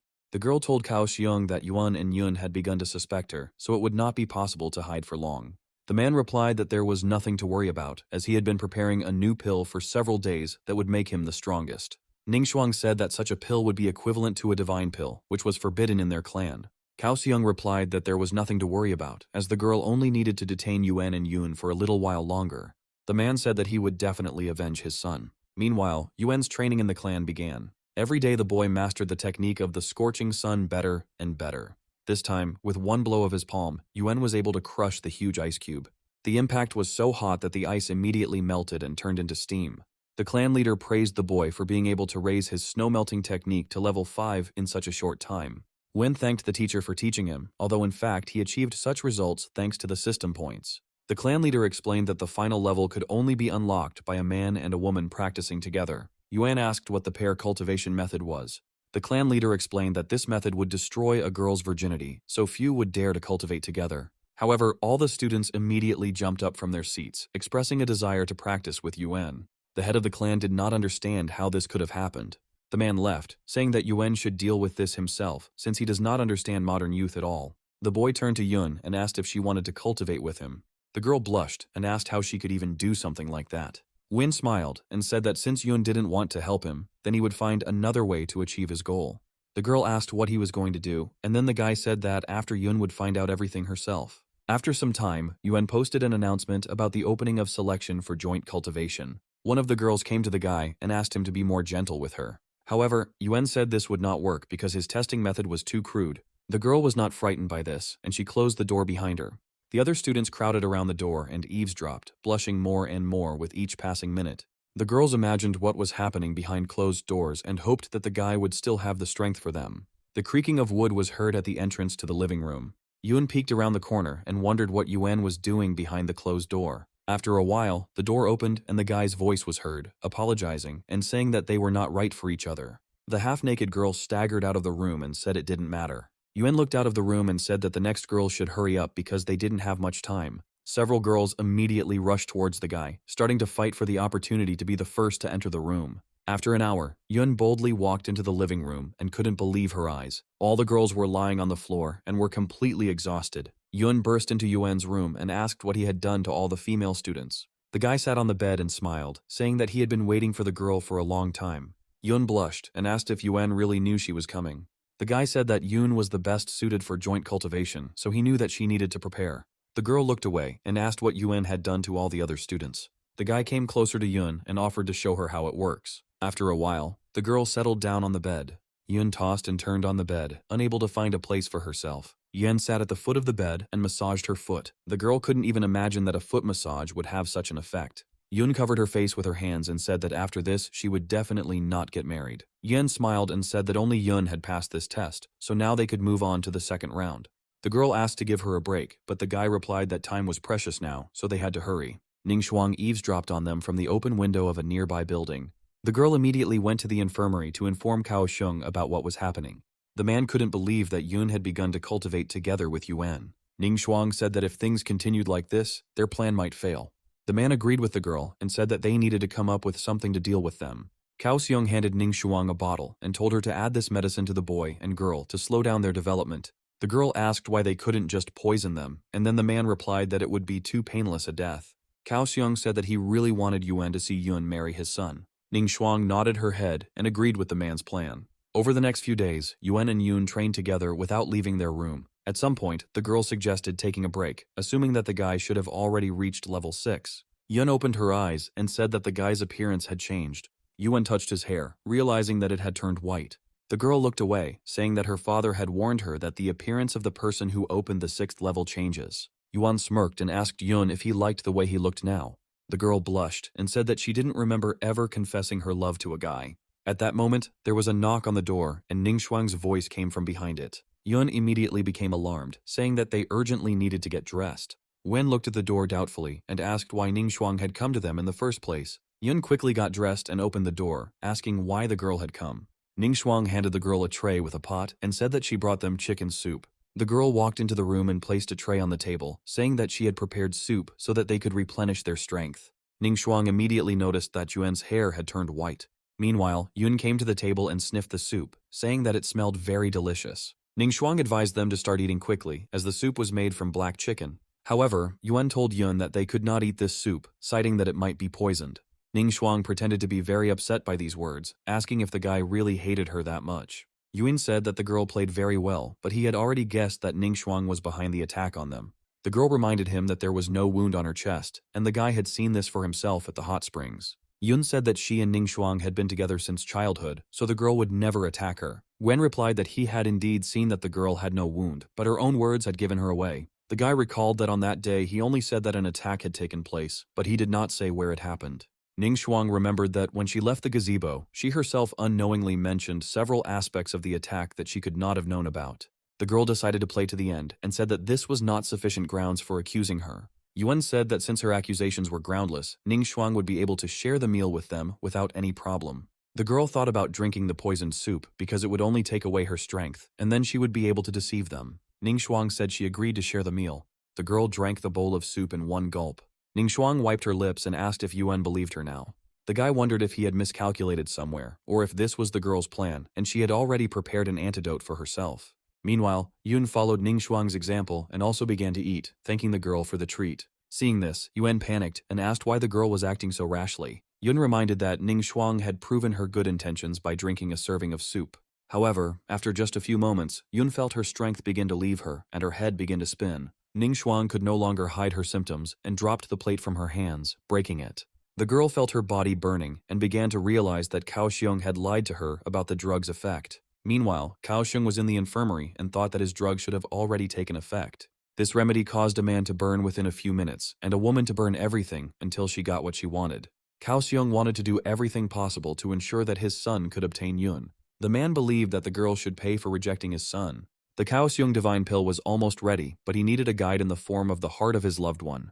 The man stood with his back to his son and said that he had become too stupid and useless, so he had to get rid of him. Suddenly, a sharp pain shot through Kaohsiung's back. The man immediately realized that it was a poisonous needle, but he did not understand how his son could do this. Gao looked at his father and said that all this time he had been pretending to be crazy on purpose in order to learn more about the pill. Kaohsiung began to crawl back, saying that the guy would not be able to cope with Yuan, but he was confident in the power of the pill he had created. Gao said that he understood perfectly well what his father was going to do to him, so now he will not feel guilty towards him. The boy killed his father to complete the creation of the divine pill. Meanwhile, Yuan was trying to figure out what to do with Yun and Ning Shuang, who had drunk the poisoned soup. The girls huddled close to each other, unable to cope with the heat. Yuan watched them with red cheeks, unable to understand who could be acting behind the scenes if Gao had become disabled. At that moment, the girls couldn't resist and approached the guy, pressing against him from both sides. Yun reminded that the cultivation was not yet complete, so they had to continue. Ning Shuang said that she was to blame for what was happening, but she was ready to do whatever the guy ordered her to do. Wen replied that it was not fair for two to attack one and suggested that they split up. The guy tried to resist, but the girls quickly dragged him onto the bed. Yun said she couldn't wait any longer, and Ning Shuang said that saving people and helping them in difficult situations was very important. Soon the system sent a notification that the boy had received the mesmerizing mirage skill. After a few hours, Yun felt that the poison had been completely eliminated. Ning Shuang sat down next to Yuan and said that he had had a hard time. The guy was completely exhausted and said he felt like he was going to die soon. Ning Shuang said she didn't expect the guy to agree to help her after everything she had done. Yuan sat down and said that the only one he needed to thank now was Yun. Ning Shuang apologized to the girl, saying that Kaohsiung had lured her to his side by taking advantage of her jealousy of Yun. Yun said that since childhood she had treated the girl like a sister, so she would be able to forgive her and take her back. Ning Shuang stretched out her hands to Yuan and said that he could bully her as punishment for days on end. Yun got angry and said that it didn't look like a punishment at all. Ning Shuang retreated and told them that Kaohsiung was preparing a divine pill that could cause great disaster. Yun said that it didn't sound very good, so he asked for more details about the remedy. Ning Shuang said that the divine pill is a means that helps to greatly increase one's strength, but a person loses control. Yuan told the girl to stay in the room and rest, while he went to the Gao family and settled the score with them. Yun asked the boy to take with him the blade, a relic of the Yunyan clan, which would help him in battle. Taking the blade in his hands, Yuan saw his skills through the system, after which he thanked the girl. The system reported that the sword provides the ability to increase the power of fire skills by 30%. Ning Shuang said that the blade was always passed on to future husbands, so she assumed that Yun was getting married. The girl immediately became embarrassed and turned away, saying that she was only lending it for a while and that Yuan should return it later. At that moment, the guy felt a powerful spirit approaching them. A moment later, the roof above their heads began to collapse. Wen managed to set up a barrier in time to protect himself and the girls. Thanks to this, everyone remained unharmed, despite the fact that the building was completely destroyed. Yuan looked at the man who had arranged all this and couldn't believe his eyes. Based on Ning Shuang's words, the boy expected to see Kaohsiung, but it was his son. Cao said that he looked everywhere for Yuan and Yun. Yun remembered that the boy's arm had been cut off, so he wouldn't be able to fight, but now he was completely healthy. Cao said that his father refined the divine pill, but he had to be sacrificed. Wen said that evil deeds only lead to self-destruction, but he agreed to help Gao go to his father in the afterlife. The guy jumped up and attacked Gao. Yuan drew his sword and struck his opponent. Cao easily stopped the blade and reminded him that his strength was now beyond imagination. The guy said that now it was impossible to hurt him with an ordinary blade. Yuan grinned and said that this was the Snowslayer blade, which contained the power of flame. The boy pulled back his sword, causing a flame to immediately burst into flames. Gao jumped to the side and looked at his hand, which was scorched by the blade's flame. Yuan said it was a shame to see the newly grown arm turn into a roasted pork leg. However, after a few moments the burn went away, and Gao said that it was impossible to kill him, since he was immortal. At this moment, several flying blades pierced Gao's body. Ning Shuang and several students came to Yuan's aid. Gao looked at the girls and said that trash will always remain trash, no matter how much there is. Yuan ordered the girls to leave immediately, as they would not be able to resist Gao now. Ning Shuang refused to leave, saying that this was the only way she could atone for everything that had happened. The girls ordered the sisters to take their places in the formation. It was clear that Gao was starting to get nervous about what the students were about to do. Soon a demonic rain of blades hung over the boy. In an instant, all the swords flew towards Gao. They pierced the boy's body, and for a while, there was silence.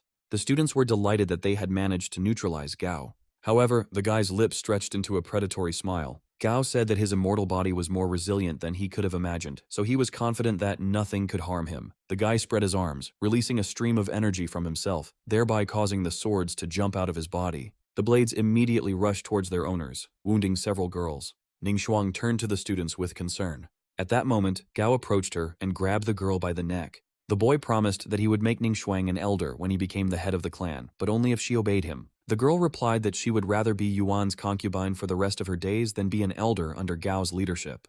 The guy said that in that case, he had no choice but to kill Ning Shuang and then kill everyone else. Yuan arrived in time and struck Gao's arm, forcing him to let go of the girl. Yun picked up Ning Shuang and promised the boy that she would look after her. Gao restored his arm and said that in that case, he would have to destroy Yuan first to teach everyone a lesson. Yan chuckled and said that girls don't like him because he's better at fighting. The guy struck with a sword and said it was all about attractiveness. The sword strike landed on Gao's chest. The guy chuckled and reminded him that no simple attacks would work on him. Wan asked if Gao was really so sure about this.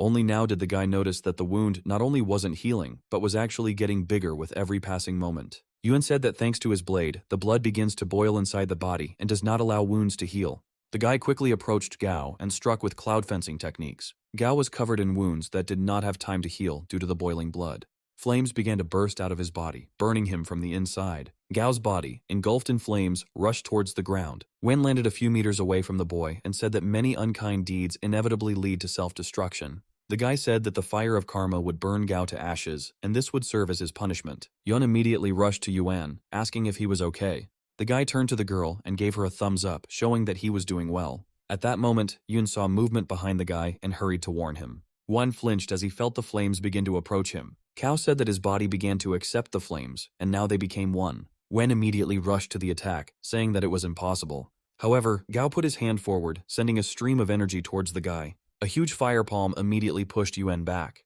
The guy flew several meters, hitting the ground. Yun and Ning Shuang immediately approached the boy, asking if he was okay. Gao asked why Yun continued to protect a guy who was no better than a stray dog. At this moment, Yuan came to his senses and said that he now understood how to defeat Gao. The guy stood in front of Gao and used the skill Enchanting Mirage. At first, the enemy was confident that such techniques would not work on him. However, a moment later his eyes opened. Cao saw Yun hovering over Yuan on the bed. Then the boy saw that Ning Shuang was hugging Yuan. This mirage angered Gao, and he said that Yun had always belonged to him, so the guy had no right to touch her. In the mirage, Yun turned to Gao and told Yuan that this guy was constantly hitting on her and was already annoying. The guy lost his temper even more and shouted at the girl to shut up. Yun asked Yuan to ignore Gao and suggested they have some fun. The guy looked at Gao and told him to watch carefully because it's not every day that you get the chance to see something like this. Gao immediately covered his eyes with his hands and said that he didn't want to see it. The guy decided that if he didn't have eyes, he wouldn't be able to see anything. However, even this did not help him, as Yuan's technique drew obscene images in his head. Wen said that even if a person loses his 5 senses, he will still feel them. Yun didn't understand why Gao started acting so strangely and stopped healing his wounds. Yuan said that the boy does not want to restore his sight because he is afraid of seeing the illusion in reality. Yun asked what Gao had seen, but the boy did not want to answer. At this moment, Gao spoke up, asking the girl not to do such indecent things. Yun immediately guessed what kind of illusion had been cast on the guy and decided that Yuan should be punished for it. Gao was soon placed in prison and spent 3 days there. The boy still refused to restore his vision, fearing that the illusion would come true. The clan leader came to Gao and said that for his crime, he would be imprisoned. The man said that in the future, the title of head would pass to Yuan, and he would have to take care of his daughter. Yun blushed and said that there was no need to take care of her. Yuan thanked the leader for the opportunity, but declined the title, citing that he needed to leave the place tomorrow. Yun was upset by this news and asked why the guy made such a decision. Yuan apologized for his early departure and cited the fact that he still had unfinished business. Yun turned away and said that the guy didn't need to apologize because he had the right to do whatever he wanted. The guy said that in that case, he needed to go back to the room to collect his things and then say goodbye to everyone. The clan leader reminded Yuan that he could always return, as he would forever remain their disciple. However, the man was upset by the boy's refusal of the title and, as a final measure, decided to beat him up. By evening, Yuan was able to return to his room, where he was going to spend his last night in the clan. Yun walked near his door for a while, wondering whether she should go in and say goodbye. Having made up her mind, the girl approached the door and heard Yuan and Ning Shuang talking in the room. From the conversation, Yun felt like the guy and girl were engaging in indecent behavior. The girl blushed and burst into the room, demanding that it stop immediately. Yuan and Ning Shuang, who were packing the boy's things, immediately turned their gazes to her. After a while, they explained to Yun that they were just trying to fit as many things as possible into Yuan's travel bag. Ning Shuang laughed at the girl and said that she couldn't even imagine that Yun thought of them like that. The girl looked away and said that it happened because they were expressing themselves strangely. One distracted the girls from their argument and said that he would make a toast in honor of the fact that he was leaving the clan tomorrow. Ning Shuang leaned her hand on the table and said that the wine had gone to the guy's head. Yuan admitted that only after the girl's words did he feel dizzy. Ning Shuang admitted that she found some acacia remains in the lab and decided to add them to her boyfriend's wine. The girl approached Yun and said that the moment of the night of love was very short, so they should make the most of it. Ning Shuang said that they still had unfinished business, so they needed to hurry. The girl said that if Yuan remembered Yun well, he would definitely return to the clan. Yun was shy and said she didn't want it, but her actions contradicted her words. Soon, the system sent a notification that the experience of unlimited magic had been doubled. Win spent that night in the company of 2 girls. The system notified the guy that he had unlocked the 5-star character card of Yun. Next, Yuan unlocked the 4-star Ningxuang card. Morning came, but Yuan had already left his room. Ningxuang woke up first and looked around. The girl quickly realized that the guy had already left. Yun stood up after him and was saddened by Yuan's departure. Ningxuang asked the girl not to be sad, because one day, fate would bring them together again. Yuan watched the events unfold through the system screen, standing next to the fairy. The system fairy asked the guy if he was really so sad to break up with his girlfriends. Yuan turned away and said that he was a strategist, so he was not interested in girls and no one could win his heart. The fairy said that the guy got a lot of points for completing the dungeon, so now is the time to check out the new features. The girl said that with the help of the glasses he received, the guy could turn the divine space into his own paradise. Yin pointed his fingers at the fairy and said that he was not going to waste precious points on such a useless matter. The girl said that in this space you can create things and improve your skills, but you can also diversify the space there. Yuan opened the system window and said that the fairy just wanted to force him to spend all the points he had earned. In the system store, the guy saw that all actions in his personal space were quite cheap. Yuan decided to follow the fairy's advice and purchased a level 1 forge, installing it in his personal space. The guy then bought an alchemy workshop that could produce medicine. Yuan spread his arms wide and asked the system fairy what she thought about his purchases and upgrades.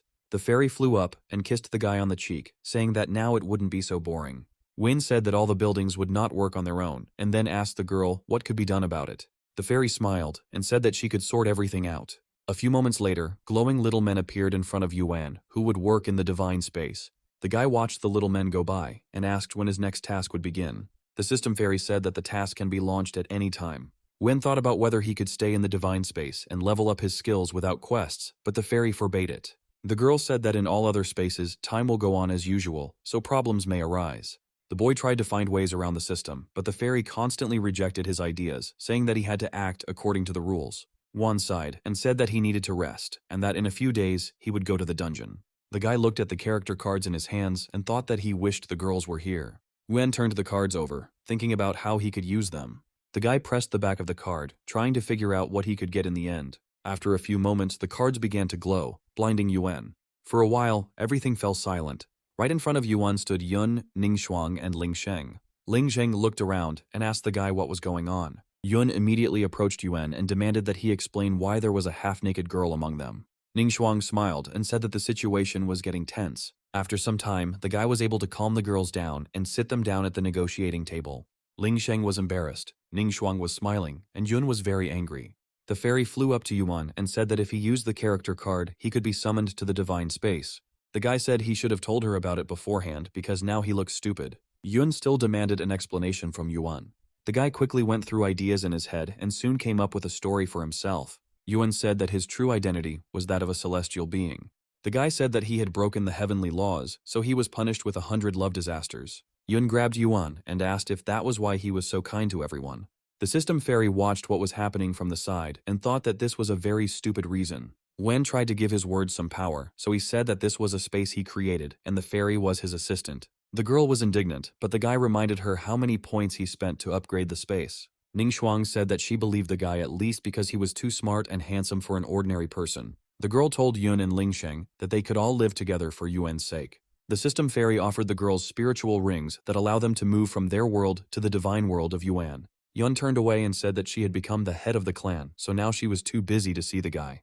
Ningxuang took her ring and asked if she could go straight to Yuan's bedroom. Yun said that it was very rude, and the girl asked if she was too busy to worry about it. Night fell, and Lingsheng was able to be alone for a while. The girl sat next to the lake, her feet in it, and thought about how many secrets Yuan was hiding. Soon, the guy noticed Lingsheng and said hello.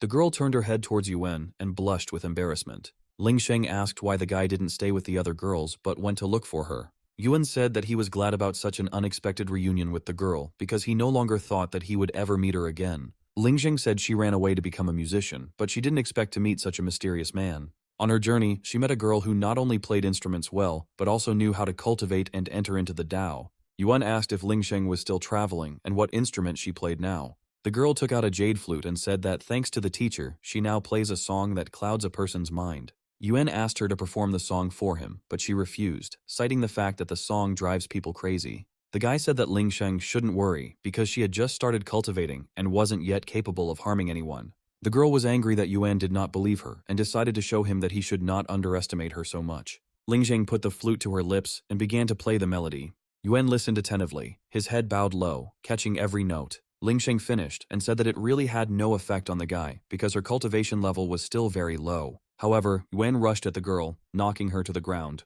The guy said that Lingsheng's melody touched him and now he wants to do something with it. The girl blushed and said that Yuan was lying because she was sure that he was in his right mind.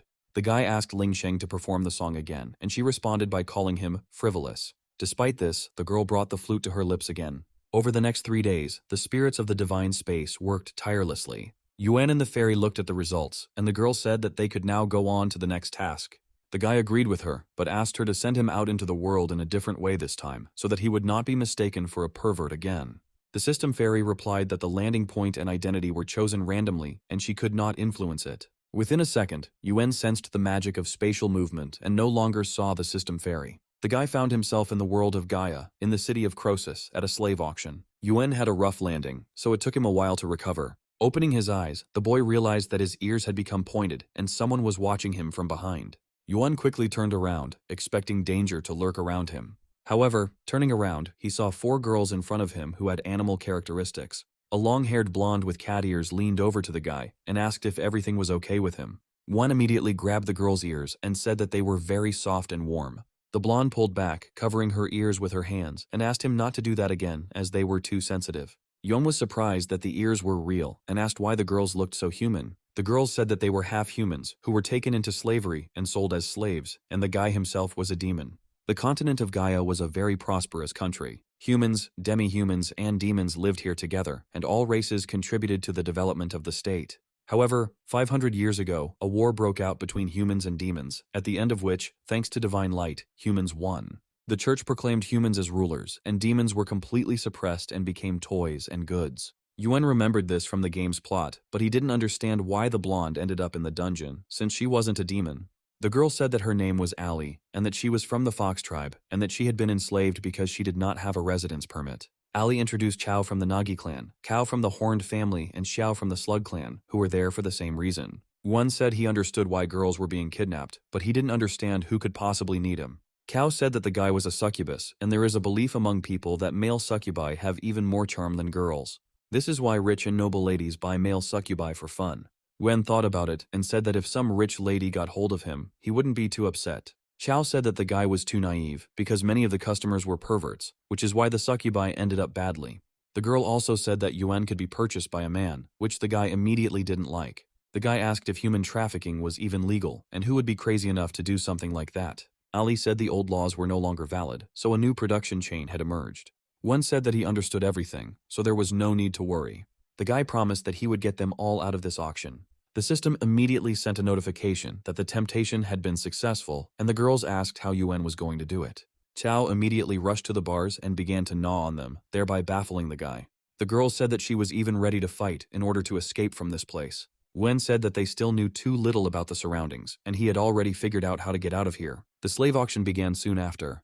The aristocrats took their seats, anticipating the appearance of the goods that had been so colorfully described before the auction. The auctioneer moved on to the next lot, number 7. The man introduced a girl from the Cat clan, 18 years old, short in stature, with no scars or illnesses. The auction participants immediately began raising their signs, shouting out the amounts. The guy with number 599 raised his sign and offered 9 million because he needed all the cats for his collection. No one could beat her amount, so the girl went to him. The guy came onto the stage and grabbed the resisting girl by the arm, dragging her off the stage. The girl understood that she would not be able to resist the stranger's strength, so she decided to bite him. She took advantage of the pause and immediately tried to escape, shouting that she wanted to go home. The auctioneer looked at the girl boredly and said that she was too stupid. The man reached under the counter and pressed the button. The collar on the girl's neck signaled and lit up red. Within a second, the collar exploded, instantly killing the girl. The guy who bought the girl was not at all upset and said that this is what should be done with slaves who dared to bite their master. Yuan watched all this from behind the scenes. The guy asked why the girl was killed, since there were many other ways of control. Ali said that slaves who harm a person are likened to dogs that bite their master and are destroyed. Wen understood that it was just a game, but he could not forgive such injustice and promised to take revenge. Meanwhile, the auctioneer apologized for what had happened and suggested moving on to the next item, which became the highlight of the day. The man called Yuan onto the stage, saying that there were very few male succubi. The auctioneer set the starting price at 10 million. Yuan came on stage and asked if anyone could afford such a purchase. The system notified that the temptation had been successful, and many buyers immediately desired a succubus for themselves. Yuan asked whoever wanted to buy him and the 4 remaining slaves behind the curtain. The auctioneer got angry and tried to put the guy in his place, but he ordered him to shut up.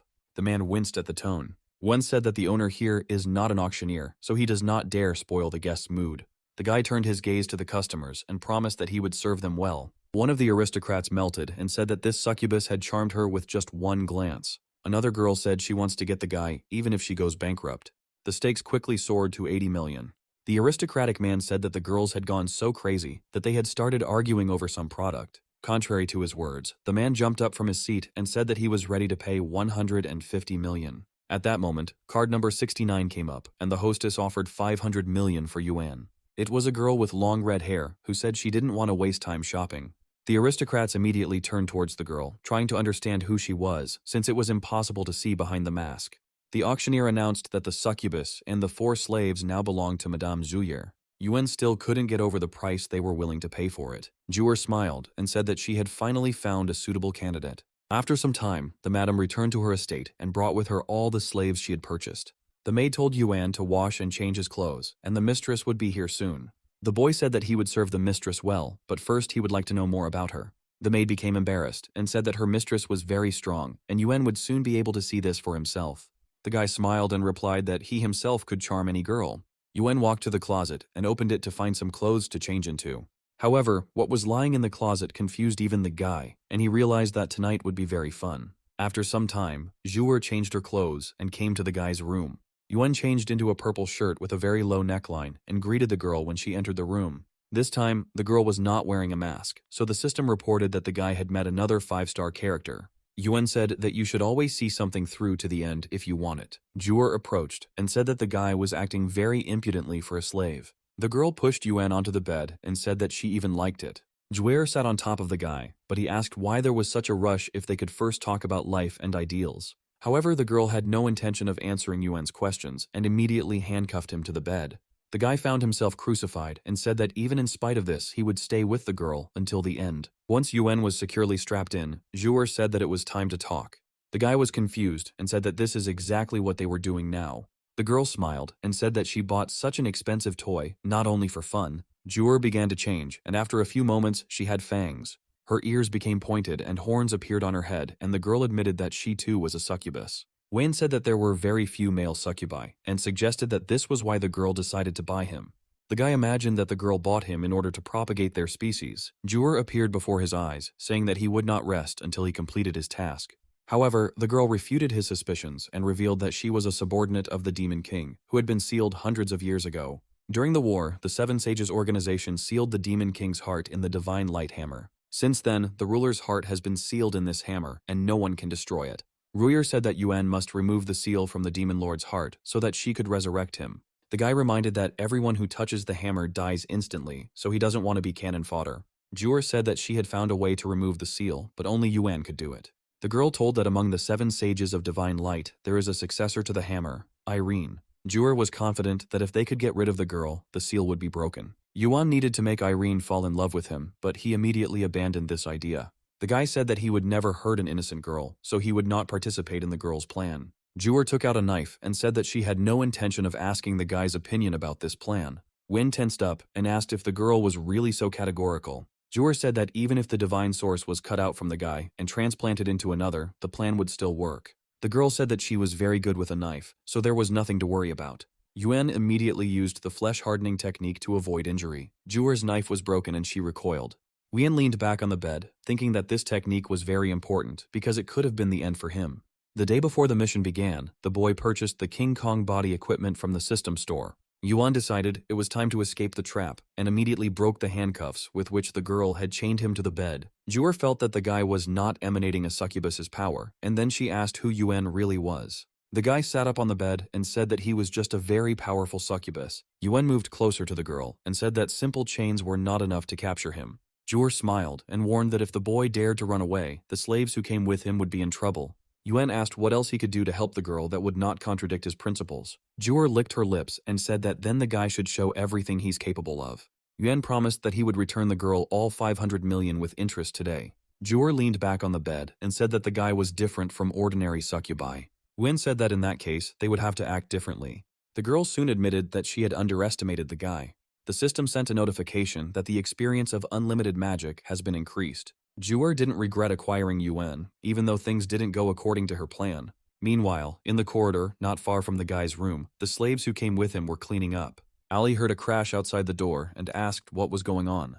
Chao asked when they could meet Yuan, and Cao said that the hostess was currently making fun of the guy. Ali said that they should rely on Yuan, and she doubted that Zhuer would harm him. The next day arrived. Yun stood up first and opened the curtains, letting sunlight into the room. The guy looked towards the bed and wished his hostess good morning. Zhuer smiled and said that the previous night had been very stormy. Yuan said he was surprised by the fact that it was the girl's first time. Zhuer asked if the guy really saw her as an experienced girl. Wen said it was more like natural talent than experience. Zhuer put on the shirt and said that it was originally supposed to belong to the Demon King, but now that's all she can do. Yuan tensed up and reminded that he had no intention of participating in the plan to resurrect the Overlord. Zhuer said that as a succubus, she could use her blood to use pure blood chain magic. A chain appeared on the girl's stomach and on Yuan's chest, and Zhuer promised to break it if the boy refused to help. The guy said he didn't expect the girl to decide to use such a life-threatening spell to force him. Zhuer pulled the chain and said that she was willing to sacrifice her life for the sake of resurrecting the Demon Lord. At this moment, the chain on Yuan's chest also tightened, and he felt intense pain. Zhuer promised that once the boy completed the task, she would get rid of the chain and even give him a reward. Yuan decided that the most important thing was to save his life, so he decided to accept the girl's proposal. Zhuer immediately handed the guy a book with Irene's route and said that she now completely relied on him. Yuan asked the girl to take care of his friends until he returned and asked if they could exchange experiences. After 3 days, the guy set out on his journey. Meanwhile, in the forest, Irene moved along the planned route, destroying demons and monsters along the way. The girl wielded a huge hammer. Irene successfully completed her mission and said that justice had prevailed. The girl said that followers of the divine light will always fight for justice. At that moment, Irene heard someone screaming and asking for help. The girl turned in the direction from which the voice came and hurried to help. The guy in the monk's clothes retreated back, fleeing from the goblins who had surrounded him. The monsters rushed to attack. The guy turned out to be Yuan in disguise, who continued to scream and ask for help. At that moment, Irene appeared, swung her hammer, and ordered the monsters to stop harming people. The girl hit the ground, warning Yuan to be careful. When the dust from the destroyed ground settled, Irene asked if it really was goblins. Yuan immediately approached the girl and introduced himself, saying that he was a priest from a nearby village church. Irene introduced herself in response and said that it was very dangerous for a priest to walk here alone. Yuan said that one of the villagers had been kidnapped, but they didn't have money for mercenaries, so he went to rescue her personally. Irene asked if the girl was the guy's friend or lover, to which he replied that they were simply from the same village. The girl said that the priests had no powers, so it was too risky to go looking for a stranger. Yuan replied that he believed in the divine light and its teachings, so he must establish justice even if he had to die. At these words, Irene blushed and felt her heart begin to beat faster. The girl took the guy by the hand and said that he could rely on her and that she could help him with his search. Yuan thanked Irene and wished for the divine light to bless her. The guy decided that the girl was too simple-minded, so he would be able to gain her trust by talking about justice. Irene hastened to begin the search and suggested first of all finding the goblin's lair. The girl placed the hammer on the ground and activated the ability to detect evil. Irene said that with this technique, she would be able to locate demons. The girl noticed a dark aura emanating from the forest in the distance, so she assumed that the goblin's lair was located there. Irene turned to the guy and said that they needed to get going. However, the girl froze when she noticed that Yuan was also emitting a dark aura. The guy didn't know how to explain this, and nothing sensible came to his mind. However, Irene herself gave him an idea, saying that the guy could have been imbued with demonic energy from the goblins who attacked him. Yuan immediately seized the opportunity, thinking that he was lucky because the girl was not very smart. The guy asked the girl if she suspected him, to which she replied that demons would not be followers of the divine light. Irene remembered what happened several years ago, during the siege of the demon village. The knights searched the houses to kill all the surviving demons, and in one of the houses, Irene came across the demon children. The girl saw her brother shielding his little sister and asking her not to come closer. Irene left the house and told the soldier who approached that there was no one left in the house. The girl lied, because in fact, she had cast a magical barrier on the demon children. Irene said that it would help hide the demonic essence, so the children must find a place to hide. We returned to real time, where the girl and Yuan went to the demon cave. Irene walked ahead, illuminating the cave with divine light, but she quickly noticed that it was very hot in this place. Yen said that goblins like warm places, and it was so hot because the girl was wearing armor that got hot. The girl agreed with the guy, and decided that it was time to undress. Irene pulled off her armor, to which Yuan said that there should at least be some rules of decency. However, the girl was not at all shy, and turned to the guy, saying that it was much more convenient this way. Yuan turned away and said that he didn't expect Irene to have such a good figure. The girl corrected the guy, saying that her figure was toned due to constant training. Yuan decided that he should use the devilish smile skill to seduce the girl. However, Irene had already lost interest in him and moved further into the cave. The guy said that the girl was too hot-tempered and didn't listen to what others told her, but at that moment, the floor began to crack.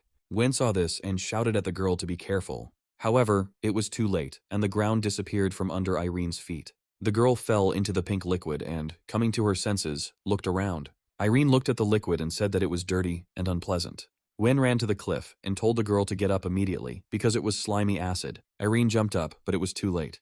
The acid began to corrode the girl's remaining clothing. Irene didn't know how to get out on her own, so she extended her hand to Yuan. The guy immediately grabbed the girl and said that he would pull her out. Almost all the clothes on the girl's body dissolved, and Irene felt the acid begin to burn her skin. The girl applied her hands to the burns and used the divine light purification technique. However, Irene soon realized that cleansing was not enough to remove this acid. Yuan said that this liquid could not be removed with divine light.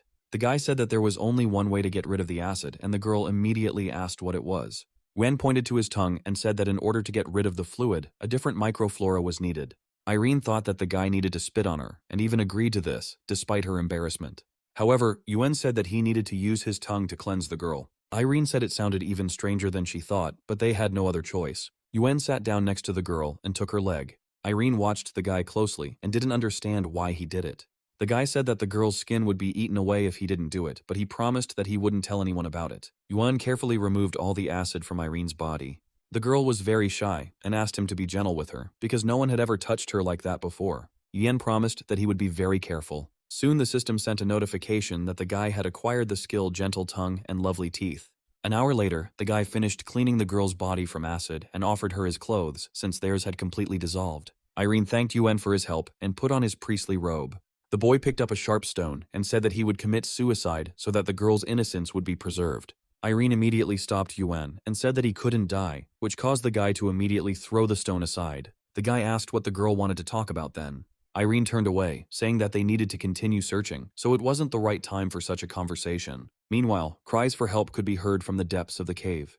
The kidnapped girl cowered and begged not to hurt her. However, the goblins only laughed at her and surrounded her from all sides. At that moment, the mistress of the cave hit the ground, expressing her indignation. The woman said that she asked to capture strong men, and the goblins brought the girl to her. One of the goblins pointed to a fat man in a cage, but the owner was not happy with this, either. The goblin pointed to the minotaur in the cage, and the woman said that they were different races, so they would not have offspring. The goblin pointed to the old man, to which the hostess replied that he was too old to have children. However, the old man immediately perked up and said that he was still in the prime of his life. The woman still refused this option. At that moment, the hostess heard the voice of a subordinate who noticed the approach of strangers. The goblin queen turned and asked who dared to break into her lair. Irene came out from around the corner and immediately realized who she was dealing with, and Yuan noticed that the missing villagers were in the cave. The demon queen saw a boy who seemed to radiate divine light. A blush appeared on the woman's face. She couldn't believe that luck could be on her side at such a moment. In the goblin queen's imagination, Yuan was already stripped to the waist. The woman could not take her eyes off him, thinking that he was sent to her by God himself. At that moment, Irene said that it was time to release all the kidnapped people. The goblin queen came to her senses and did not argue. Irene was confused because she thought she would have to fight monsters. The goblin queen pointed to Yuan and said that she was ready to exchange all the prisoners for him. Yuan didn't understand why the woman needed him, and Irene was also interested in this. The goblin queen licked her finger and said she wanted to try the boy. Irene thought the woman was talking about wanting to eat Yuan, so she said she would have to resort to force. At this point, Yuan asked the girl to stop and said that he was ready to remain as a prisoner for the sake of the villagers. Irene decided that the guy was truly a follower of the Church of Divine Light, since he acted so selflessly. The demon queen said that she was not interested in the girl and would only communicate with Yuan. The woman raised her hand and snapped her fingers. A moment later, the ground beneath Irene's feet began to crack. Soon, the girl fell into the ground again. As Irene recovered from the blow, she heard Yuan's anxiety. The girl looked around and realized that she was in an underground labyrinth. Irene always knew that monsters were very cunning, but she let her guard down. Meanwhile, the goblin queen brought Yuan to her room. The woman welcomed the guy into her palace. It was hardly a friendly greeting, for Yuan was tied up. The guy looked around and said that it didn't look much like a kitchen, to which the woman replied that she didn't eat human flesh. The queen got out of bed and said that she wanted to find a man with good genes to give birth to an outstanding goblin warrior. The woman promised to release the boy and the villagers if he cooperated. Yuan agreed, but on the condition that the queen promise him something. The woman agreed, but suggested talking about it later. The queen wanted to untie Yuan, but he said that he could handle everything himself, after which he broke all the ropes holding him. The guy approached the woman and said that they could check which of them was wilder. Yuan grabbed the queen by the clothes, tearing them to shreds. The woman immediately lay down on the bed, waiting for the guy to do more. Yuan picked up the metal club that served as the queen's weapon and said that it was a good toy.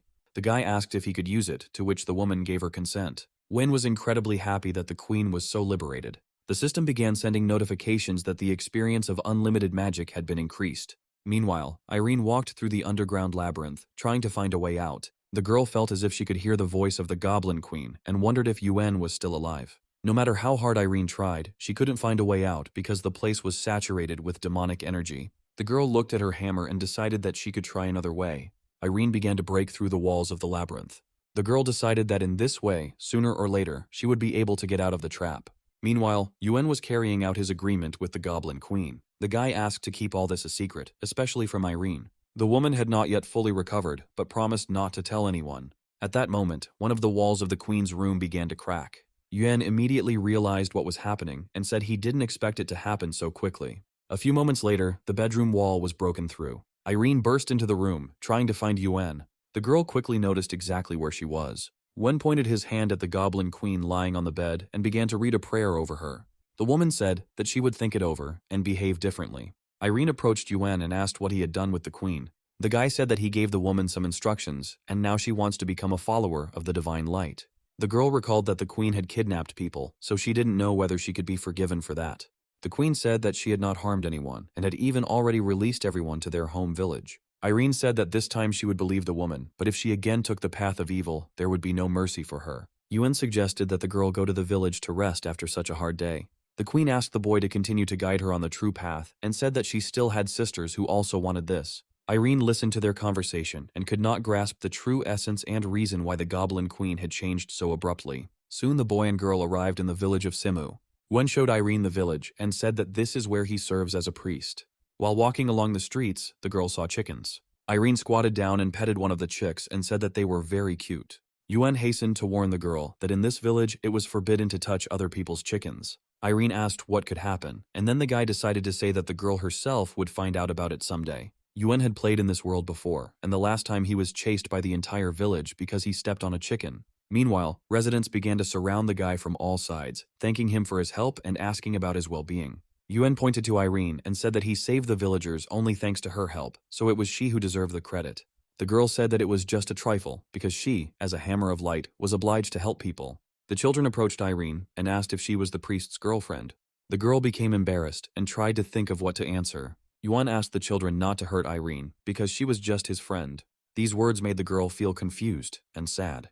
The guy suggested spending the night in his room on the next bed, since there were no hotels in the village. Irene said that this would be fine for her, as she trusted Yuan after seeing how the villagers treated him. The guy smiled and wished the girl a pleasant rest and good night. However, Irene tried her best to hide how uncomfortable she felt about spending the night in the same room with a man. Soon the boy and girl went to bed.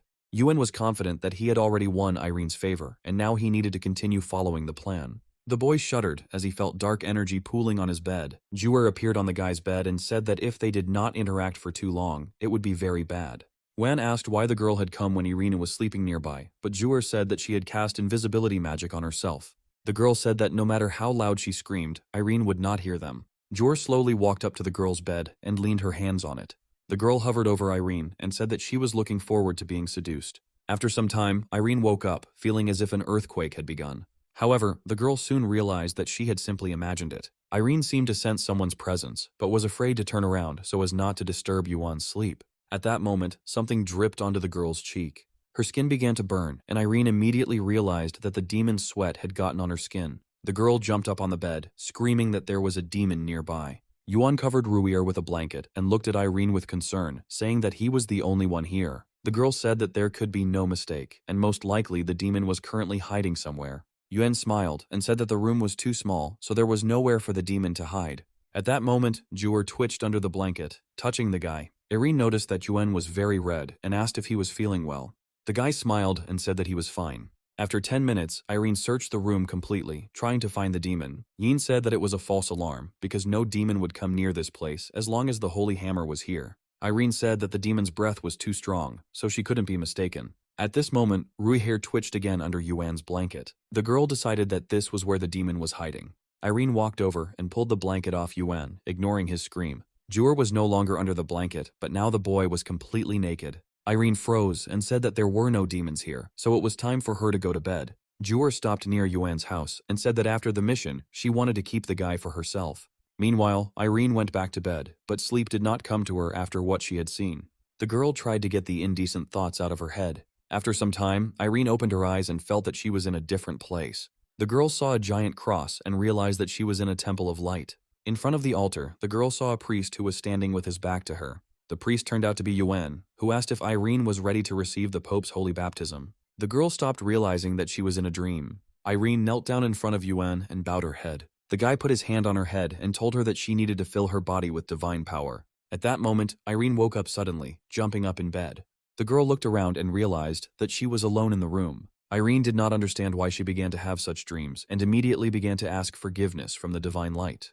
At that moment, Yuan entered the room and said that breakfast was ready. The girl said that she would come now, but she was thinking about why the guy appeared before her in the guise of a church pope. Meanwhile, Yuan went outside and distributed food to children. Irene observed how the villagers treated the boy and thought it would be good to invite Yuan to the Divine Light Church. At that moment, the guy received messages from the system that the residents were successfully falling in love with him. After a while, the sound of hooves was heard. A dark-haired knight rode into the village on horseback. The residents immediately fell on their knees before him and asked why the head of the knights had come to them. The boy said his name was Chris, and he was a sword of light sent here to bless this village. The knight asked if Irene, a member of the Church of Divine Light, had passed by. At that moment, a chicken ran up to Chris and left droppings on the guy's shoe. The knight looked down and became angry. Chris raised his foot and said that no one dares to dirty his shoes.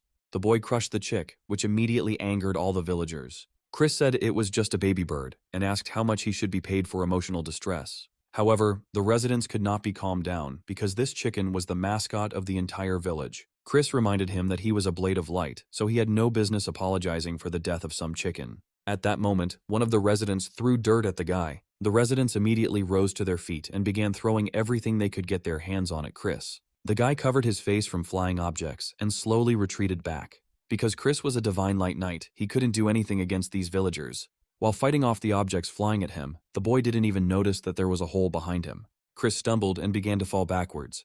The guy found himself in a manure pit and started swearing. Chris rose to his feet and promised that he would still take revenge for such humiliation.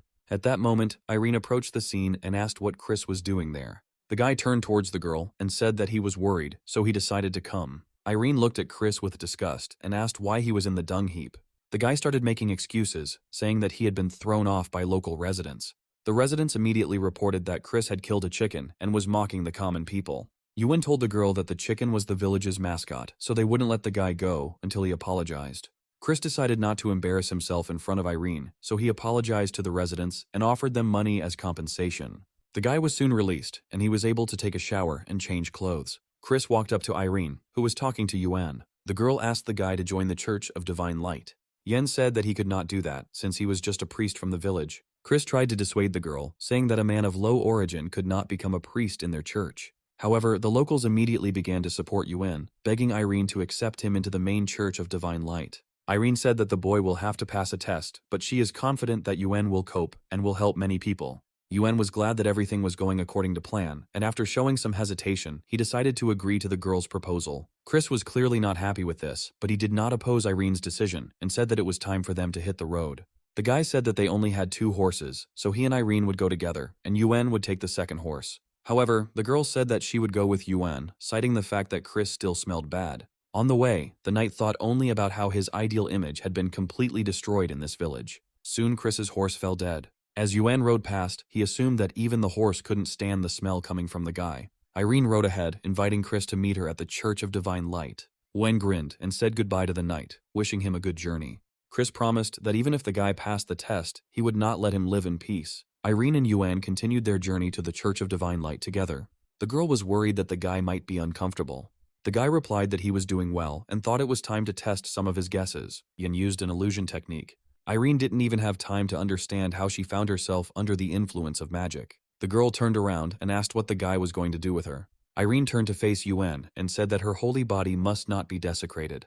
The guy said that it was just a dream, so nothing bad would happen. Irene said that the teachings of the Divine Light cannot be ignored. The girl jumped up suddenly and shouted that she couldn't do this. Yuan asked Irene what happened, pretending that the illusion had nothing to do with him. The girl said that she accidentally fell asleep, and she was thinking about how this could have happened to her and what all these dreams meant. Yuan said that Irene was an amazing person, since she was able to fall asleep while riding a horse. The guy looked ahead and said that while the girl was sleeping, they managed to arrive at the place. Before them lay the great holy city of Elfenbein. Walking through the streets, Irene explained that this was one of the most prosperous cities on the continent, and that the seat of her church was located here. Yuan asked when he could begin testing, and the girl replied that it would take 3 days. The guy said he needed to find a hotel for the time being, but Irene said she would put him up at her home. Yuan asked if he would be an inconvenience, to which the girl replied that her house was spacious, so there was nothing to worry about. 10 minutes later, they arrived at Irene's house, and the guy couldn't get over the shock. Looking at the huge mansion, Yuan asked if it could be called a house. The guy looked at Irene and said that he didn't expect her to turn out to be a rich heiress.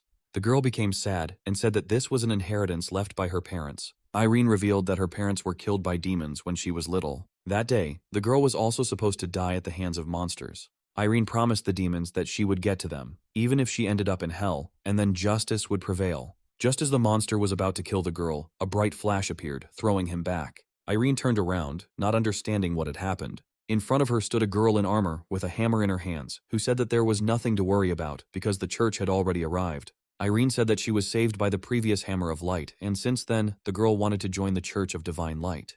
Yin said that he would always support her, but he himself thought that death was inevitable if his true identity was revealed. At that moment, the butler came out of the mansion, greeting his mistress and her guest. Irene introduced the butler, Sebastian, saying he had been helping with the family business since her parents died. The butler mistook Yuan for the girl's boyfriend and could not hold back his tears. Irene became embarrassed and said that the guy was just a friend who would live with her until he passed the entrance exam. Sebastian smiled and said that in the girl's absence, he had hired 2 demi-human maids to take care of Yuan. The guy was not surprised that he would be assigned maids in this mansion. However, Yuan didn't expect to be greeted at home by Ali and Xiao. The guy couldn't understand how they could have ended up in this house. While Yuan was still unable to come to his senses, Ali said that she would take him to his room. The girl entered the room first, inviting the guy inside. When the door closed behind them, Yuan asked the girls what they were doing there. Ali said that Juer brought them to this mansion so that they could help the guy with his task. Yuan had accepted that Ruier was acting without his knowledge, but he couldn't help but agree that Ali and Xiao were expanding his capabilities. The girls were glad that they could be of use to the guy. Soon, Yuan had the opportunity to take a bath. The boy had been wearing a priest's uniform all day and was glad that he could now relax. At this moment, his solitude was disturbed. Ali and Xiao wrapped themselves in towels and entered the room, asking if their presence would disturb them. Yen blushed a little and asked what they were going to do. Ali said that the guy not only saved them, but also allowed them to live free, so they want to repay him. The blonde walked behind Yuan and said she would rub his back. Despite her words, the girl pressed herself tightly against the guy from behind. Yuan felt a stirring under the water in front of him and asked what Ali wanted to do. At that moment, Xiao emerged from under the water, which frightened the guy. The girl became translucent and said that Yuan could rely on her. The guy looked at Xiao and didn't understand how she could change so much. Ali said that the girl is from the Slime Clan and can change her body as she wishes, so she can be touched everywhere. Yuan stretched out his hand, and it actually passed right through Xiao's body. The girl blushed and asked not to touch her too hard, because then she would not be able to resist. Yuan lost his balance and fell straight towards Xiao, passing through her. The guy felt as if his whole body was enveloped in something pleasant. She said that she was very happy that she could touch the master. The girl screamed that she would be torn to pieces. Ali caught Yuan, who asked if Xiao was okay. After a few moments, the guy calmed down and watched what had happened with interest. Now there were 4 Xiao in front of the guy, one of whom said that they had split up. Ali said that members of the Slime Clan can separate and reunite, but all their feelings are interconnected. Yuan grinned and said that he would really like to see it, after which the system started sending messages about experience increases. Meanwhile, the butler Sebastian was preparing juice for his mistress. The man crushed tangerines in a glass and then handed the juice to the lady. Irene took a sip and said that Sebastian made the most delicious freshly squeezed juice. The butler asked if the girl was currently thinking about Yuan. Irene became embarrassed and began to deny it. Sebastian looked at the family portrait and remembered how Irene's mother had said that her husband had fallen under her spell. The man still could not forget the expression on his master's face when the conversation turned to his mistress. Irene felt shy and decided to leave, saying that she still had things to do, so she had to say goodbye. Sebastian smiled and turned to Irene's late parents and said that their daughter had reached that very age. Meanwhile, Yuan, Ali, and Xiao moved to the bedroom. Xiao was very exhausted and said she felt like she had changed color. Wan laid his head on Ali's lap and said that another person would not have been able to withstand his pressure since he was a succubus. Ali said that Xiao wasn't the only one who was tired. The system reported that Yuan received the Ali card and now he can transform into a kitsune. The guy also received the Xiao card and acquired the ability to transform into slime. Ali thought that Yuan was too strong, so next time he would come through the other 2 girls. At that moment there was a knock on the door, and Irene said that she needed to talk to the guy. Yuan jumped up and asked why the girl had come at such a time. Irene heard that the guy was not sleeping and decided to immediately enter the room. The girl opened the door and froze on the threshold. Wayne was sitting on the bed with a slug on his head and a fox on his lap, and the guy asked what Irene had come for. The girl asked where the fox and slug were from in the guy's room. Wynn said that they came running from the forest, and after he fed them, they refused to leave. Irene said that she came to give the guy information about preparing for the test. The guy replied that he wasn't sure he could handle it, and he was thinking about how he couldn't reveal his abilities to other people. Irene said that the test is guided by a staff of light that turns human weaknesses into hallucinations. The girl sees a person's weaknesses and creates a space in which she places the subject. The staff of light sees all vices, be it gluttony, greed, or lust. The girl also sees gluttony, envy, anger, laziness, and other vices, and for them, people are excluded from the list of candidates. Wen said that his thoughts and heart were pure, so he would definitely be able to pass this test. Irene believed that the boy had no other sins except lust, but she was afraid that Yuan would not be able to restrain himself. The guy said that the girl's concerns were justified, and then asked what this special training consisted of. Irene threw off her dress, remaining completely naked. Yuan blushed and asked what the girl was going to do. Irene said that the guy could use her body to satisfy his lust, but if he could resist, he would pass the test. Yuan froze for a few moments. Then the guy approached the girl and asked what would happen if he couldn't control his feelings. Irene looked at the guy as if she herself was afraid. The girl said that in that case, her holy body would be desecrated. However, Irene was confident that Yuan would not let her down, as she liked him. The guy asked what the essence of this special preparation for lust was. Irene clutched the crystal in her hands, asking it to protect her body. The mineral transformed and began to cover the girl's body with a dark, translucent material. Irene remained naked, but her body was now protected. However, Yuan could not harm her body even if he wanted to. The guy sat down opposite the girl and asked if he really just needed to watch. Irene asked if Yuan really didn't have any dirty thoughts after she put on the seductress costume. The guy said that as long as his heart was pure, nothing could convince him otherwise. However, Yuan knew that he could only hold back now because Xiao and Ali helped him. At that moment, Irene approached the guy from behind and said that she would try to do something else. The girl knelt down and hugged Yuan from behind. The guy said that he didn't feel anything, but he himself could hardly contain himself because Irene was acting too openly. Meanwhile, the girl did not understand why nothing was happening because she was trying her best. An hour later, Irene gave in and said that Yuan would have to pass the test tomorrow. The guy watched the girl go and said nothing. Xiao and Ali returned to their human forms and said that they were surprised that Yuan was actually able to resist Irene. However, in reality, the guy was barely holding back the succubus's power and said that she would soon break free, so the girls should help him. Xiao and Ali were embarrassed, but they couldn't refuse Yuan's help. The next day, Irene came to the boy's room to take him to the upcoming test. As soon as Yuan left the room, the girl noted that he looked unwell and suggested that he had been overexcited the previous day. There were bruises under the boy's eyes, but he said there was nothing to worry about. Ali and Xiao breathed a sigh of relief when the door closed behind Yuan. Irene took the boy to the residence of the Church of Divine Light.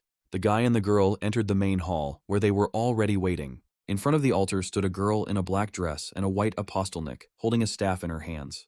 The girl turned around and said that her name was Franca, and she was the Staff of Light. The guy saw that the girl had a dark blindfold over her eyes. However, Chris interrupted him and said that a mere mortal could not endure Frankie's test, so it would be better to give up. The girl confirmed this, saying that a person with an unclean soul could get injured in the process, so it would be better not to even start. Yuan said that he would not back down because he had wanted to join the Divine Light Church for a long time and could not let Irene down. The girl was embarrassed that the guy was so worried about her. Franca walked away, saying that in that case, Yuan could enter the hall and begin the test. The guy said that the girl looks very cute, so he doesn't think the test will be difficult. Irene said that you shouldn't be fooled by appearances, as they can be deceiving. Franca is the Staff of Light and was known for her love of torture, and no one can withstand her torment. After some time, Yuan walked into the hall to see Franca and said that he was ready. The girl began to remove the blindfold and said that the test was very simple. Franca said that the guy just needs to look into her eyes. Yuan immediately realized that the girl wore the bandage because she was blind. Franca said that she was wounded in the battle with demons, but despite this, the Divine Light gave her strength. The girl said that she could see people's feelings. Soon, Franca found herself deep in Yuan's mind and said that she would take a look around. The girl was about to move forward, but suddenly she was stopped by voices that greeted her. Opposite Frankie stood 5 versions of Yuan. The girl didn't understand why the guy had such a strange inner world. The most familiar version of Yuan walked up to the girl and asked the girl to sit down. The girl agreed, thinking that she was even interested to see what the guy would do next. Yuan sat down opposite the girl and poured wine into a glass. The guy handed Franca a glass and offered her a drink. The girl said that she cannot drink alcohol because of her status. Yuan reminded her that none of this was real, but the girl still needed to understand all the intricacies of his personal world. Franca accepted the glass and said that the guy was right.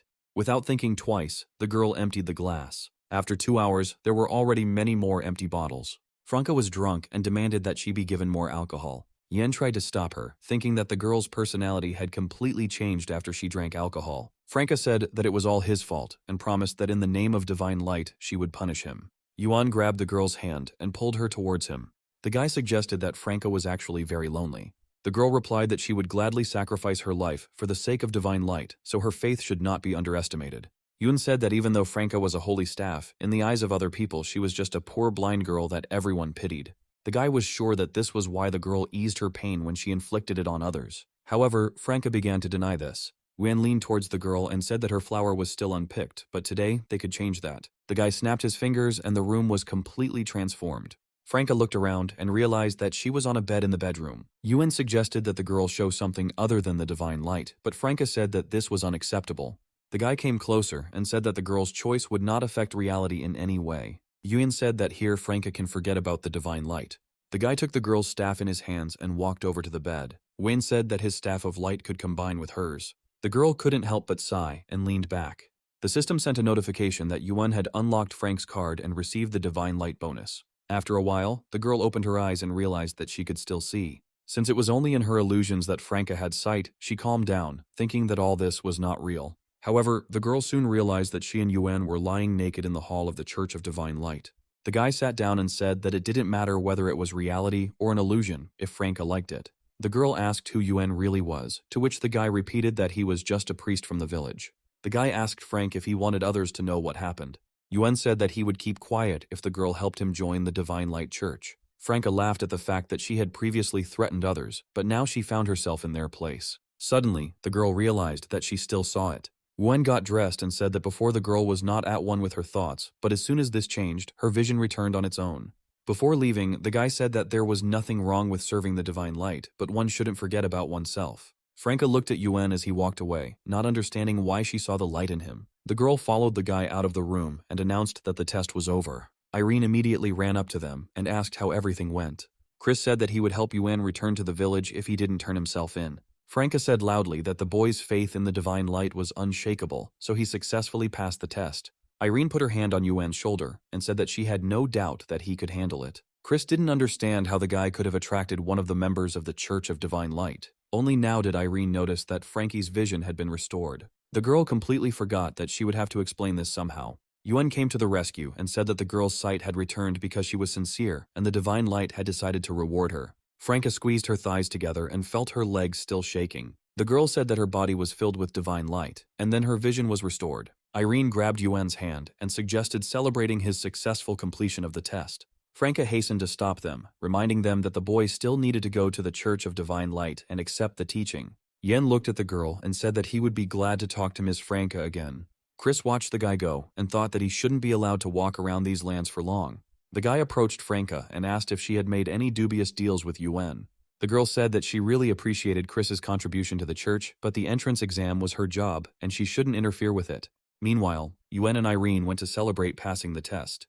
They went into a coffee shop and played slot machines. Irene suggested going to her favorite clothing store, to which Yuan replied that anything would suit the girl. At the store, they were met by a consultant who immediately assumed that the guy and girl were dating. Irene blushed and hastened to say that they were just friends. The consultant replied that everything starts with friendship, but quickly changed the topic of conversation to choosing clothes. While Irene was changing, the employee approached Yuan and asked him not to offend the girl. At that moment, Irene opened the fitting room door and asked the guy to come over.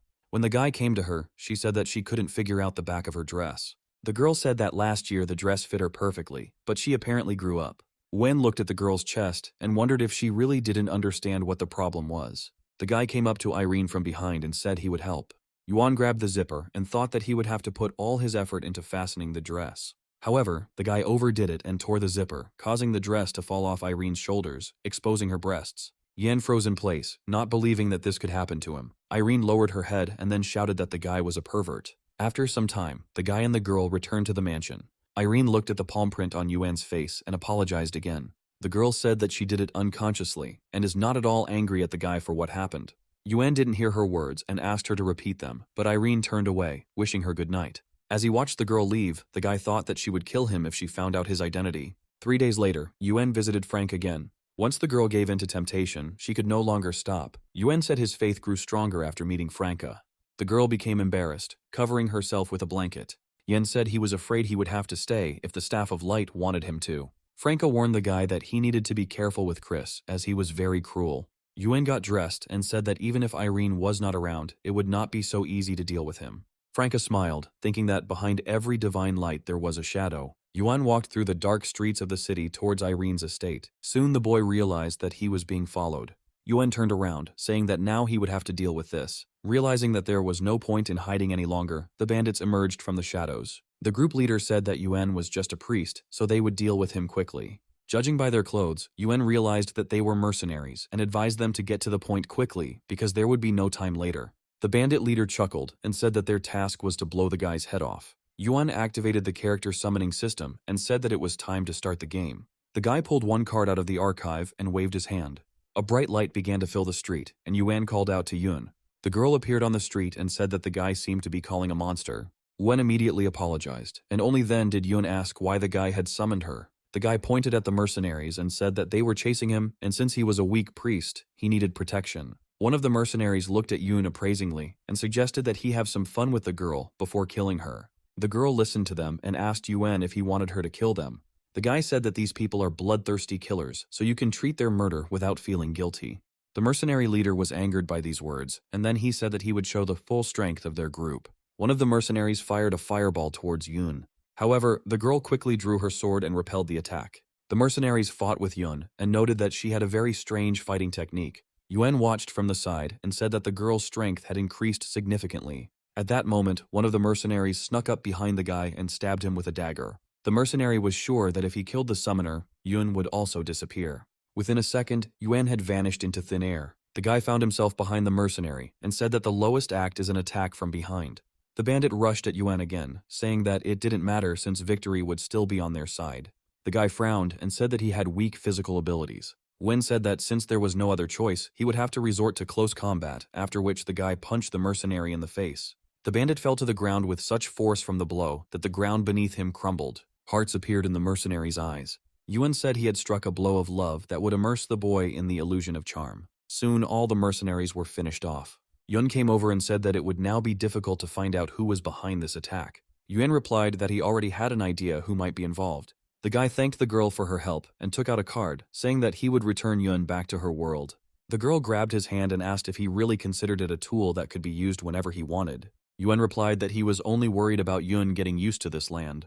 The girl looked down and asked shyly if she could stay the night. Yuan did not refuse the girl and took her to the hotel. Wen smiled at the girl at the reception desk and asked for the most unusual number. Yun said that the hotel here was very strange and asked what was meant by the unusual room. Wen grabbed the girl's hand and said that she would see everything for herself later, but now he wanted to teach her something. Yun saw many unfamiliar objects in the room, but the guy promised that they would figure everything out together. Yun said he wanted the girl to experience the clash of different cultures firsthand. After a while, the girl at the reception desk felt the whole house shaking and thought that an orc had gotten into them. The next day, Yuan's final test was to take place at the Church of Divine Light. Chris and Irene escorted the guy to the main hall. It was a long night for Yuan, so he didn't get much sleep.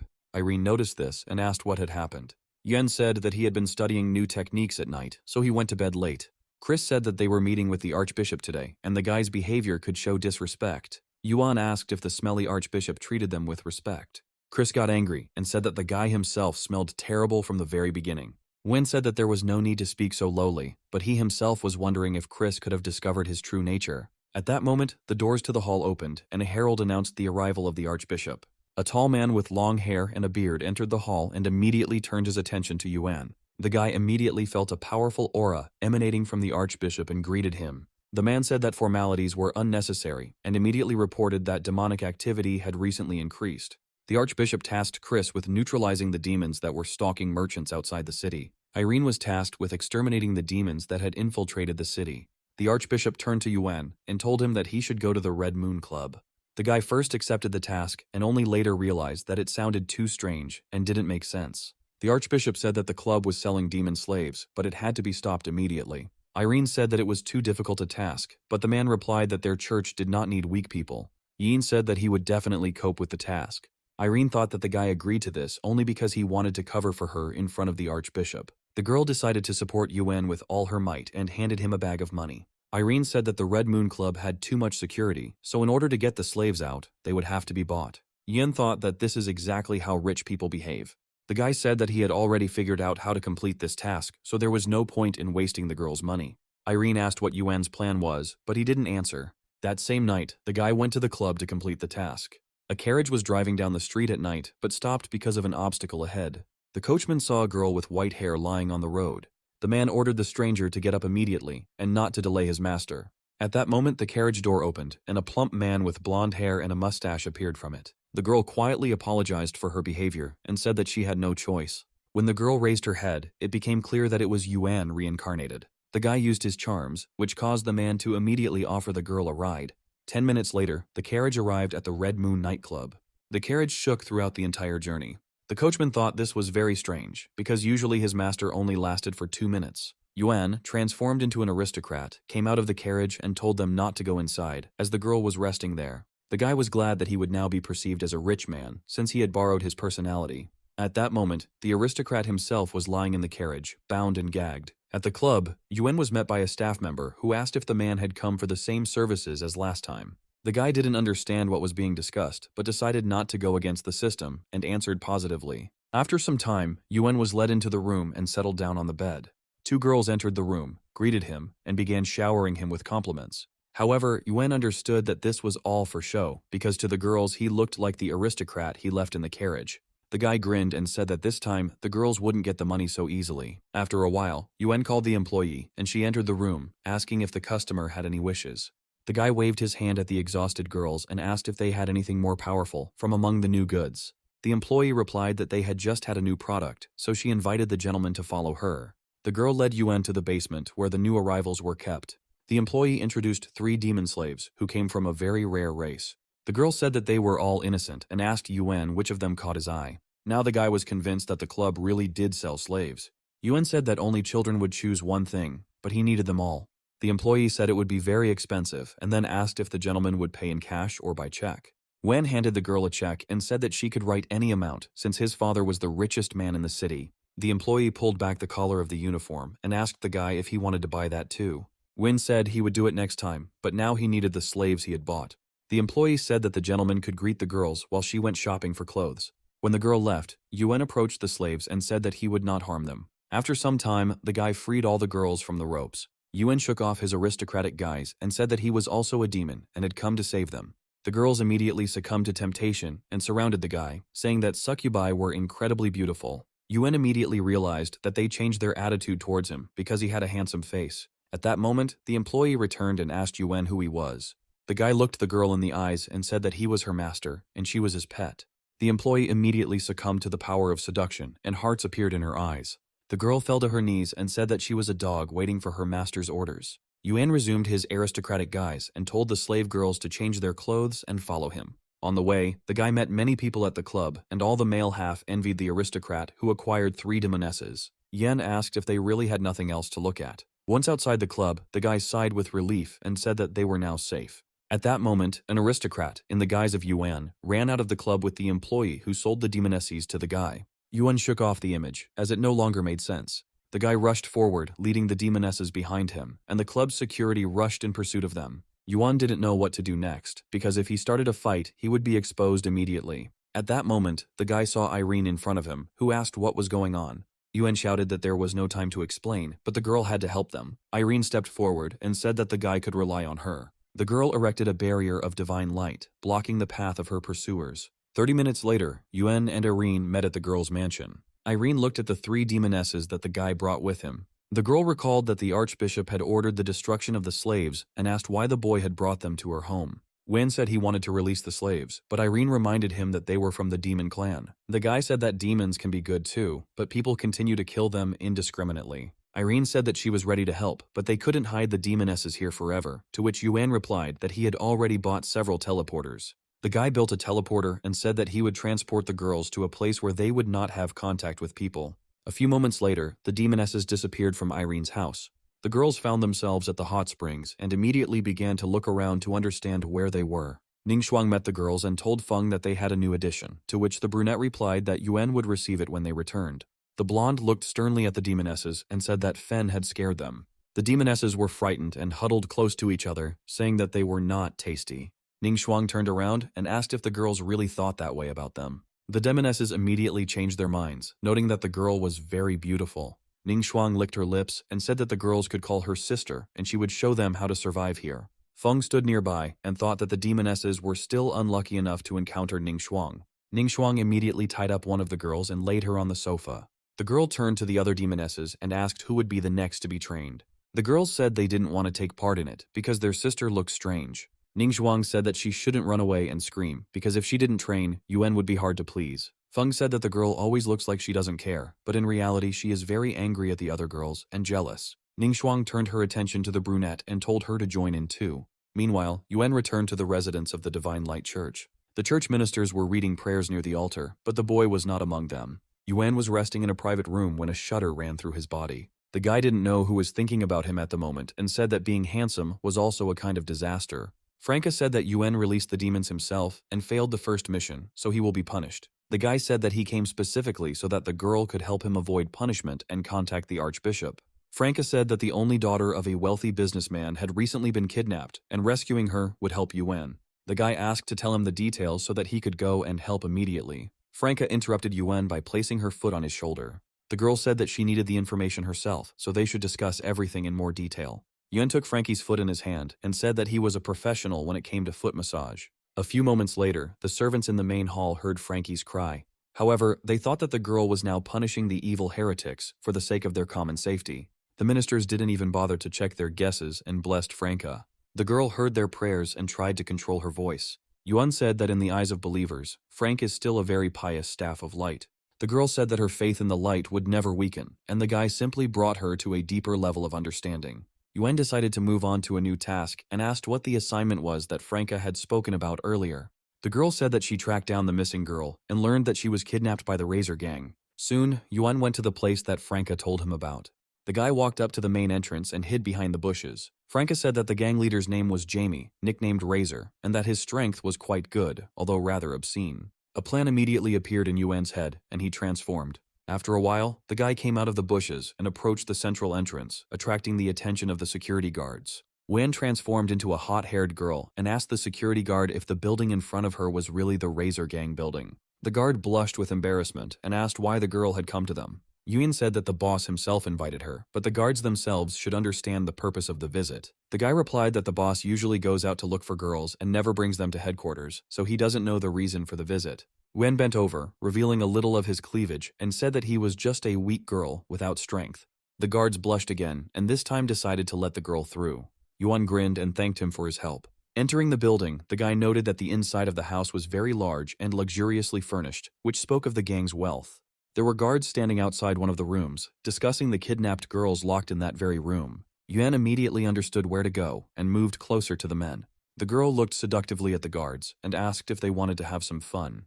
The men smiled and said that they were indeed very bored. Yuan immediately returned to his true form and knocked out the guards, apologizing for the fact that it was too dizzying for them. The boy walked to the door and opened it, asking if the young lady he was looking for was there. Yuan saw two girls in the room, a beautiful blonde and a brunette with a very specific appearance. The brunette looked at the guy with tears in her eyes and moaned, trying to say something. She had a gag in her mouth. Yuan walked up to the blonde, who was sitting quietly, and said that he would save her. As soon as the girl could speak, she immediately said to save the brunette first. Yuan smiled and promised that he would have time to save the maid as well. The blonde said that the brunette was Miss Eldest who needed to be saved. Yuan felt the spirit leave him, because only now he realized what a mistake he had made. The boy quietly approached Miss Eldest and untied her. The girl immediately began to shout that she was her father's heir and looked more like a lady than her servant. Yuan apologized for his clumsiness, and Eldest immediately felt her heart beat faster. The girl immediately changed her attitude towards the guy and said that he was not to blame for what he did not know. Yuan stood up and said that Eldest might look like this because she was bullied by gangsters. The girl tried to say that she initially looked like this. The guy, without listening to her, went into the system store and purchased the ability of the returning floating fist. Yuan interrupted her again and said that it didn't matter and the girl could trust him. The guy began to deliver precise blows to the girl's face one after another. The maid feared for her mistress's safety and screamed. Within a few moments, Yuan had finished his manipulations. Eldest felt her face and said that she did not feel any pain and that her face felt very fresh. The maid could not believe that her mistress had really become very beautiful. Eldest turned to the girl, asking if she meant that she used to be ugly. At that moment, claps were heard from the entrance to the room. The gang boss entered the room and said that it was too bold to come here and take hostages. One covered the girls with his body and suggested that the man go outside and sort things out one-on-one. The boss grinned and said that the guy must have a cover since he was acting so fearlessly. Yuan said that he belonged to the Divine Light Church and that his head was the archbishop. The man said it didn't matter because he wouldn't let go of someone who had broken in and was wandering around his property. The boss ordered Maisie to deal with the guy, and after that, a girl with pink hair in an extravagant suit came out from behind him. The girl promised that she would make the guy disappear completely. Maisie ran her tongue over her lips, saying that first, she would have some fun with the guy. Yuan asked why the girl was doing such dirty work for the boss. Maisie swung the whip at the guy, saying she liked it. When the whip was already very close to his face, Yuan used his illusion casting ability. For a few moments, Maisie felt as if she had been sucked into a completely empty space. Yuan welcomed the girl to his show. Staring into space, Maisie said that such an illusion was useless against her. At that moment, the girl felt her wrists being pulled by her own whip. Yuan lifted Maisie's hands up, and only now did the girl feel embarrassed and asked to be released. The girl felt the blow of the whip and thought that the pain was too real to be an illusion. Yuan said he would let Maisie cry as much as she wanted. The girl replied that she would not ask for mercy, even if the guy gave her 1,000 lashes with a whip. However, 2 hours later, Maisie was no longer so confident in her words. Yuan smiled and said that no one could withstand 3,000 whips. After some time, Maisie returned to Jamie's office, and the man asked why the girl was so late. The man asked her if she had a good time, to which she responded positively, calling the boss the owner. The boss smiled, thinking that the girl had not yet played enough and would like to continue. Maisie confirmed his suspicions and came behind him, asking him to close his eyes for a moment. The man closed his eyes and did not notice how the girl threw the whip around his neck. Only after feeling intense pressure did the boss realize that Maisie was no longer playing. The man tried to free himself, asking what the security guards were doing anyway. Yuan entered the office and said that the boss was indeed very reasonable and cunning, but he could also make a mistake. The guy said that the main mistake was to let a woman deal with him. The man stretched out his hand, trying to reach Yuan. However, the guy stood too far away and watched what was happening with a smile. Gradually, the gang boss's strength began to leave him. The sounds of resistance died down, and the hand began to slowly descend. Soon she hung lifelessly. Yuan asked Maisie if there were any explosives there, to which she replied yes. The girl asked the guy why he needed explosives, to which he replied that he wanted to set off fireworks. After some time, Yuanya transformed into the gang boss and led the captives out, telling the bandits that he would return soon. The subordinates did not doubt the man's words, so they simply wished him a good journey. Yuan, along with the captives and Maisie, left the building and closed the door behind them. The gang members noticed something hanging on the door and approached to examine the object. There was a clock attached to the door, and the men began to wonder why it was hanging there. Meanwhile, Yuan and the girls moved away to a sufficient distance. After some time, an explosion was heard, which illuminated the night streets. Yuan didn't even flinch, as debris flew in all directions. The guy had already regained his clerical appearance and was pleased with his work. The girls looked after him with admiration, thinking that he was amazing. Soon, Yuan brought the girls to the eldest family's house. The butler met the girl and informed her that her father had already received the news and was hurrying back. Eldest turned to Yuan, saying that he had asked his father to thank him well. The guy said that it wasn't necessary, but he himself was wondering whether the father would even recognize his own daughter. At that moment, the same aristocrat, under whose guise Yuan had sneaked into the club to steal the demonesses, ran into the house. The guy couldn't believe that such coincidences existed. The father hugged his daughter, saying that his late wife would never forgive him if something happened to her. Yuan turned to Mr. Vanstone and asked if he was sure that the person standing before him was his daughter. The man turned to the guy and said that he didn't understand what the guy was talking about. Vanstone pointed to his neck and his daughter's neck, saying they had the same birthmarks for generations. Yen suggested that it was normal for a man to identify his daughter only by her birthmark. At that moment, Vanstone took a closer look at the guy and said that he had seen him somewhere before. Yuan was scared and said that it was normal to meet several similar people, but that did not mean they knew each other. Eldest interrupted her father and said that they needed to thank the guy for saving her, and the man agreed with her. Vanstone said that he would throw a big banquet to celebrate his daughter's rescue, and Yuan was obliged to be there as the savior. The guy smiled and said that he would show respect and try to come to the banquet. Meanwhile, the maid in Chris's house brought her master a newspaper with today's news. On the main spread of the newspaper, the guy saw Yuan. Chris angrily squeezed the newspaper, crushing the boy's face. The knight said it was shameful to allow the peasants to act in the name of the church and called it a disgrace to the Church of Divine Light. Chris went down to the basement and began to beat the chained girls of the demonic race with a whip. The girls begged for mercy, but the guy did not stop, saying that they should be grateful for being there. Jewar infiltrated Chris's estate disguised as a maid and watched the abuse from the sidelines. The girl held a mirror in her hands to capture the bullying. Meanwhile, Yuan returned to Irene's estate and approached the servants' room, asking Ali and Xiao for permission to enter. The guy came in, saying that he was incredibly tired and would like to ask the girls for help. However, instead of Ali and Xiao, he saw Chao and Kao in front of him. The guy was surprised and asked what the girls were doing here. Chao sat on the bed and said that they all came to help Yuan. Kao saw that the girl's skirt had ridden up a lot, and she quickly said so. Chao ran up to the girl from behind and pointed at her chest, saying that she wasn't the most indecent one here. Yuan looked at Kao's large breasts and said that this was a characteristic of the Horn tribe. Chao smiled, seeing the interest on the boy's face. One knew that the most delicious ingredients were often used for simple drink recipes. The guy felt like he was drinking coconut milk and relaxing on the beach. It was as if his body was enveloped in a sea of coconut milk. The system sent a notification that Yuan received a new character card, Cow. Soon the boy received both the cow card and the skill of transforming into a dragon. When they finished, Chao told Yuan that Ruier wanted to contact him through the magic mirror. The guy asked where the mirror was, to which Cow replied that she had forgotten it in the toilet when she was changing. After some time, Yuan came to the place where the girl pointed him. Chao attached a mirror to the toilet lid, which the guy found extremely strange. Soon, Juer's reflection appeared in the mirror, and she said that they hadn't seen each other for a long time. The guy said he didn't expect to see a girl in this place, but Juer thought the guy was talking about a magic mirror. Yuan said that magical items can be transmitted in different ways, but this is the first time he has encountered this in such a place. Juer asked the guy what he meant, but he decided to hide the fact that the girl's face was attached to the toilet lid. They got down to business, and the girl reported that the other day a sword of divine light attacked their army and took away several demonesses. Juer followed Chris and found out that he was taking out his anger on the girls and planning to harm Yuan. The guy asked the girl to be more careful with the night, as he was very sensitive to the breath of demons. The connection suddenly ended, but Juer did not call Yuan again. At that moment, the butler entered the toilet and asked what was going on. Yuan said he had morning sickness, but it was nothing to worry about. In 3 days, there was to be a banquet to celebrate Miss Eldest's rescue. Yuan changed his clothes to look respectable and said he felt uncomfortable in the place. Irene volunteered to accompany the guy and said that he had nothing to worry about as long as she was nearby. Chris came up to them and said that the girl was very beautiful today. Irene dryly thanked him for the compliment and said that the guy looked good too. Chris said that he doesn't really like such banquets, since being a sword of light, he attracts too much attention. As if confirming his words, all the girls in the hall sighed in admiration as they discussed the guy from the Church of Divine Light. Chris said that there was no need to praise him so much and fall in love, since his heart was already occupied by divine light and justice. However, the guy soon realized that the girls were not interested in him at all, but in Yuan. Chris got angry and thought that soon he would take away everything that belonged to him. Soon, Yuan became tired of all the attention and decided to retire to the restroom. The guy thought that he should be more restrained. At that moment, Juer appeared behind Yuan and said that the boy did not understand that danger was approaching.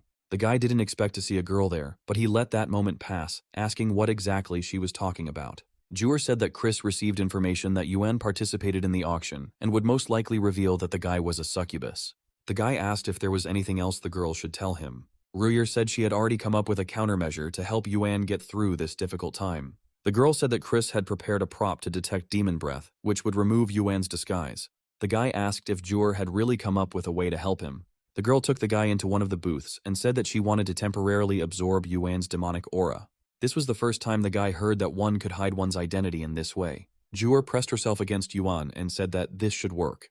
The guy watched the girl's actions closely and blushed. After a while, Chris came into the toilet, and until now, he could only think about how to deal with Yuan. The guy was washing his hands when he heard a noise in one of the stalls. Chris turned towards the booths and demanded that they leave immediately. Yuan came out of the booth and said that the knight had very interesting plans. Chris said that the guy would not be able to change anything, since he would reveal his true face anyway. Yuan said he wasn't afraid of shadows, but Chris himself should think about his own safety. Juer remained in the toilet stall. The girl had done everything in her power, and now everything depended only on Yuan.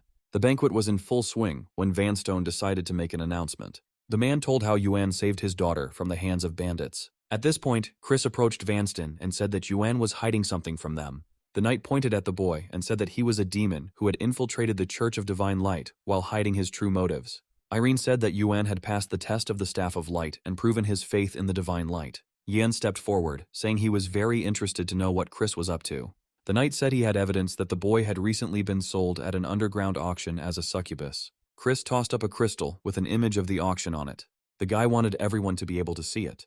Chris was confident that the crystal captured Yuan's true appearance. All the people at the banquet began to turn away in embarrassment and blush, saying that there was no need to show such things in public. Yuan chuckled, and Irene said that it was a real shame. Chris didn't understand why people reacted this way.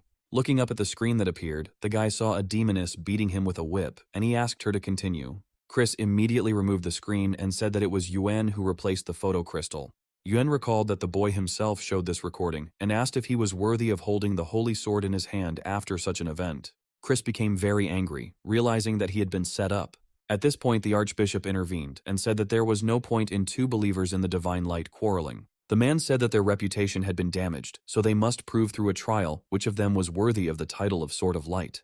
Wen said he didn't mind and asked if Chris would agree to it. Irene stepped forward, saying that it was not fair to pit a fighter against a priest in a duel. Yuan stopped the girl, saying that he was ready to accept the archbishop's test and prove the strength of his faith. The guy took off his jacket and loosened his tie, remaining unarmed. Chris took his sword and said that he did not want to hit the weak and unarmed. Wayne said that his best weapon was the divine light, which would not let anyone harm him. Chris was angered by these words and rushed at the guy, saying that the divine light does not illuminate people like Yuan.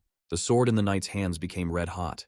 Yuan managed to jump to the side, causing the sword to hit the floor. Chris planned to distract the guy with the first weak blow and then deliver a crushing blow. However, Yuan was prepared for this and took a magic crystal out of his pocket. The boy activated the divine light jade, after which a bright light burst out of the crystal, blinding Chris. Irene also closed her eyes, wondering when Yuan had learned to use the divine light props so skillfully. Irene noticed that the other girls did not close their eyes, even despite the bright light, so as not to miss a single move of Yuan. The girl thought it was absurdly funny. At this moment, Yuan decided to launch a powerful attack using Cow's power. The girl's card allowed the boy to use the bull dash skill. Yuan approached Chris so quickly that he didn't have time to step aside. Yuan struck the knight with a blow comparable to the force of a bull. Chris lost his footing and flew towards the wall, breaking it. There was a moment of silence, and Yuan thought he had overdone it. Smoke and dust were coming from the wall, making it impossible to see Chris. Soon the knight's voice was heard, saying that he had originally wanted Yuan not to feel so much pain in losing. Chris changed his mind and now appeared before the guy in full combat gear. Yuan felt the power of the holy armor begin to press too hard on him. Chris said that each attribute of divine light helps its owner to release their full potential. The knight rushed at the boy, saying that he had now entered the kingdom of God. Yuan knew he wouldn't have enough time to dodge, so he decided to meet the attack head-on with slime. However, this did not help, and the guy's shoulder was wounded by the holy sword. Yuan jumped back, trying to figure out why his technique hadn't worked. Chris immediately realized that the guy was trying to use a demonic skill and told him that it wouldn't work with a holy weapon. The knight swung his sword again, sending a stream of energy towards Yuan. Irene shouted at the guy to be careful. Yuan immediately summoned the sword that Yuan had given him. The guy held the blade out in front of him, cutting the flow of energy in half. Yuan was glad that this sword was able to repel the divine sword's attack. Chris stopped, looking closely at the guy's sword. However, the knight decided that he had nothing to fear, since he had no equal in sword fighting. Yuan knew he couldn't hold out for long, so he urgently needed to come up with another plan. The guy asked if Chris was really so proud of himself, because his sword was stronger than others. The knight asked if Yuan thought he relied entirely on the power of his sword. Chris opened himself up for the punch and stopped the guy's blow with his hand without any problem. The armor was too strong, so Yuan's attack was meaningless. Chris smiled and said that even if he didn't use the holy sword, he wouldn't be able to be hurt. Yen was angry that the knight had such strong armor while he had nothing. The guy was too deep in thought and didn't notice how Chris came up too quickly and hit him in the face. Yen immediately flew to the side and crashed into the wall. Chris walked up to the kneeling boy and said that he should already understand the difference between them. Yen raised his blood-stained face and the system immediately began sending notifications about the accrual of points for seduction. All the girls supported the guy and asked him to stop fighting with this despicable man. Chris asked why the girls continued to support Yuan when it was obvious he was weaker. The girls immediately pounced on the knight, saying that all his power came from the holy sword and armor that the church had given him. Chris was gradually losing his temper. Soon he could not stand it any longer and ordered everyone to be silent immediately. Chris screamed so loudly that a shockwave of power erupted from him and formed around him. When silence fell, the knight realized that he was no longer wearing his armor. Yuan smiled as he realized that Chris's strength was fueled by his faith in the divine light, but now the knight's faith had weakened. The guy said he saw no need to continue this war. However, Chris was not going to give up and picked up the sword from the floor. The knight shouted that he was not going to lose to the dirty demon. Before Chris could get close to Yuan, an arrow knocked the sword out of his hands. The short-haired blonde said that the Sword of Light had refused Chris, and he should accept it with honor. The knight recognized the girl as Saint Lucy and asked what right she had to say so. However, the holy sword, confirming the girl's words, flew past Chris. The sword landed in Yuan's hand and began to glow. The boy closed his eyes, saying that the light was too bright. Chris became even more angry when he saw the holy sword respond to Yuan. The archbishop declared the end of the battle and announced that Yuan would be promoted to the 7 sages of divine light from now on. The system sent a notification that Yuan was now the owner of the holy sword. The guy approached Lucia and greeted her. The girl immediately grabbed Yuan's hand and pressed herself tightly against it. Lucia said that she wanted a little more sincerity from the guy and invited him to her home today. Irene approached them and asked the girl not to joke about Yuan since he still knew little about everyone. Lucia immediately asked if the guy and the girl were in a relationship, to which she received a negative answer. Irene lowered her head and said that they were just friends. Yuan pretended to be upset by these words and asked if the girl really considered him an ordinary friend. Irene became shy and said that people might misunderstand them. Wen smiled and said he was just joking. Lucia understood that Irene was not indifferent to the guy and hoped that he would not let her down. Soon the banquet continued, but this time at Irene's home. Now the girl congratulated Yuan on becoming a holy sword of divine light. The guy noticed that Irene had started drinking too much alcohol and became concerned about her condition. The girl said that Sebastian monitors everything she drinks at the estate and does not allow her to drink strong alcohol. The butler himself noticed Irene's good mood and specially prepared a stronger wine so that she could relax. Sebastian believed that nothing could happen to the lady in this estate, since Yuan had proven himself to be a gentleman. The butler looked again at the family portrait and told Irene's parents that they might have a new addition next year. Meanwhile, Irene asked Yuan about the fact that she had never been drunk.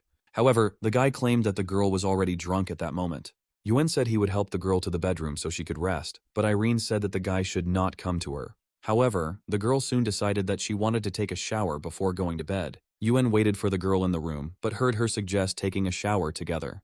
The guy doubted it, but hearing the girl's scream, he immediately rushed to the bathroom. Wen opened the door, trying to understand what had happened. At that moment, Irene grabbed the guy by the collar of his shirt and said that he was caught. The girl pulled Yuan towards her and kissed him. Having pulled away from the guy, the girl leaned back on the edge of the bathtub and said that she had already taken the initiative, but the guy remained calm. Yen reminded that the girl's pure body should remain undefiled. Irene said that the guy had already been recognized by the divine light, which meant that their relationship would not taint her body. Wen asked if the girl would like him if he actually turned out to be a demon.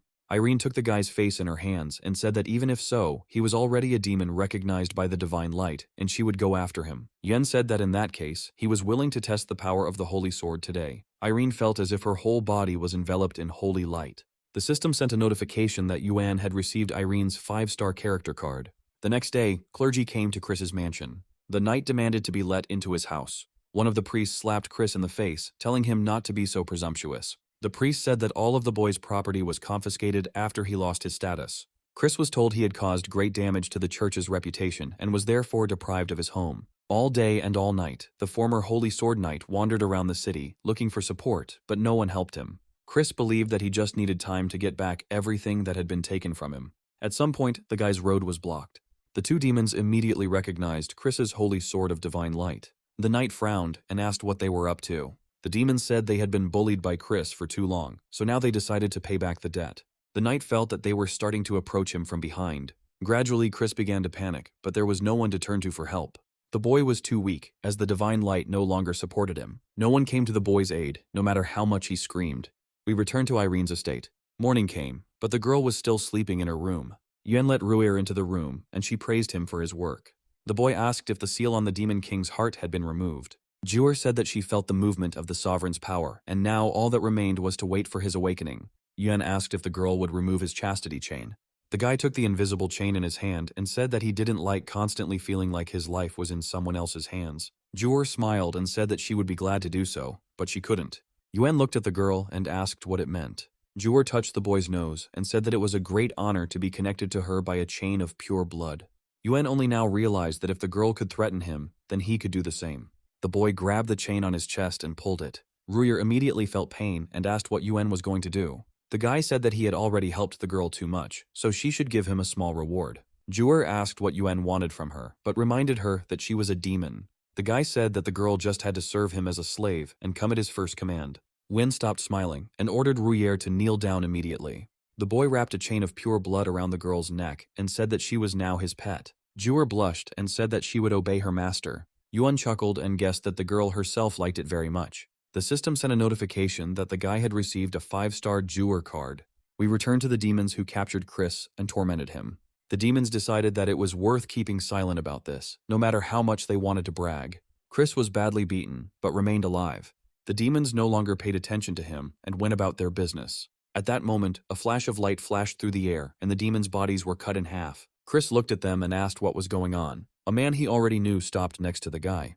The archbishop said that the light had not left Chris, but had only tested him, after which he asked if the boy wanted revenge. Chris said he was willing to give anything, just to get the chance to take revenge on Yuan. The archbishop smiled evilly and said that he had a gift for the boy. Chris followed the man, and he led him to a church where they descended deep underground.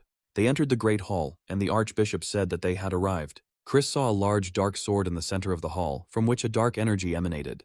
The guy immediately understood what was in front of him. This sword contained the heart of the Demon King.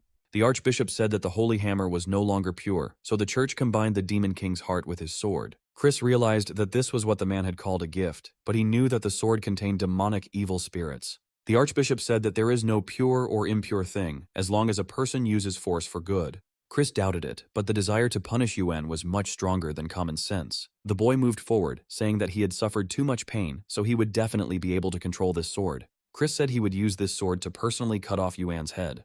The boy grabbed the hilt of the sword and felt dark energy penetrate his body. Chris flinched and felt the power go out of control. The boy screamed from the pain that began to fill his body. A few moments later, dark demonic wings erupted from Chris's back. The archbishop said that with such power, the Church of Divine Light will illuminate the whole world. However, the man did not have time to finish speaking, as the sword fell on his head. His blood slowly flowed down the great sword. Chris lost control of himself and completely lost his mind. Meanwhile, Irene woke up and wished Yuan good morning. The girl was scared when she saw how exhausted the guy was. Wen cited insomnia as the cause. At that moment, Ali burst into the room and reported that something terrible had happened in the church. People saw a dark winged figure flying across the sky, and everyone decided that it was the Demon King who had returned. Chris was irritated by all the shouting and noise. The boy cut his hand on the sword and said that they should all become his servants. Bloody rain fell on people, but not everyone managed to take shelter in buildings. As soon as the blood fell on the inhabitants, they immediately turned into demons. Among the crowd was a little girl who had lost her mother. The child desperately called for his mother, but only the demon came to him. Before the monster could touch the girl, someone cut it into pieces. John arrived in time to protect the child. The guy looked at what Chris had turned into. At that moment, Irene arrived on the scene. Chris said that he had received the power of the Demon King, so now it was time for Yuan to die. Wen said that the guy had fallen too low, because by condemning demons, he himself had sold himself to the devil for the sake of power. Chris got angry and told the guy to shut up immediately. The former knight concentrated his energy and released it at his enemy. Wen felt a very powerful force moving and asked what was going on. The guy understood that if he hesitated, those around him could get hurt. At this moment, a girl jumped out in front of Yuan. She blocked Chris's blow with her massive shield. The red-haired girl said her name was Carter, and she was the Shield of Light. Lucia and Franca followed the girl. Irene was delighted to see the girls. Franca told Chris that he had been possessed by the heart of the devil, but he could still return and save his life. The guy replied that the girls were too stupid to accept his offer and build a new world. Chris summoned demons and said that the girls should disappear along with this world. Lucia pulled the bowstring and said that this guy should disappear. The girl fired, and one of her arrows broke into many pieces. Each of the arrow's particles pierced a demon. Franca charged her staff with energy and said that Chris could no longer return to them. The girl directed a powerful stream of energy at her former comrade. The energy knocked down most of the demons Chris had summoned.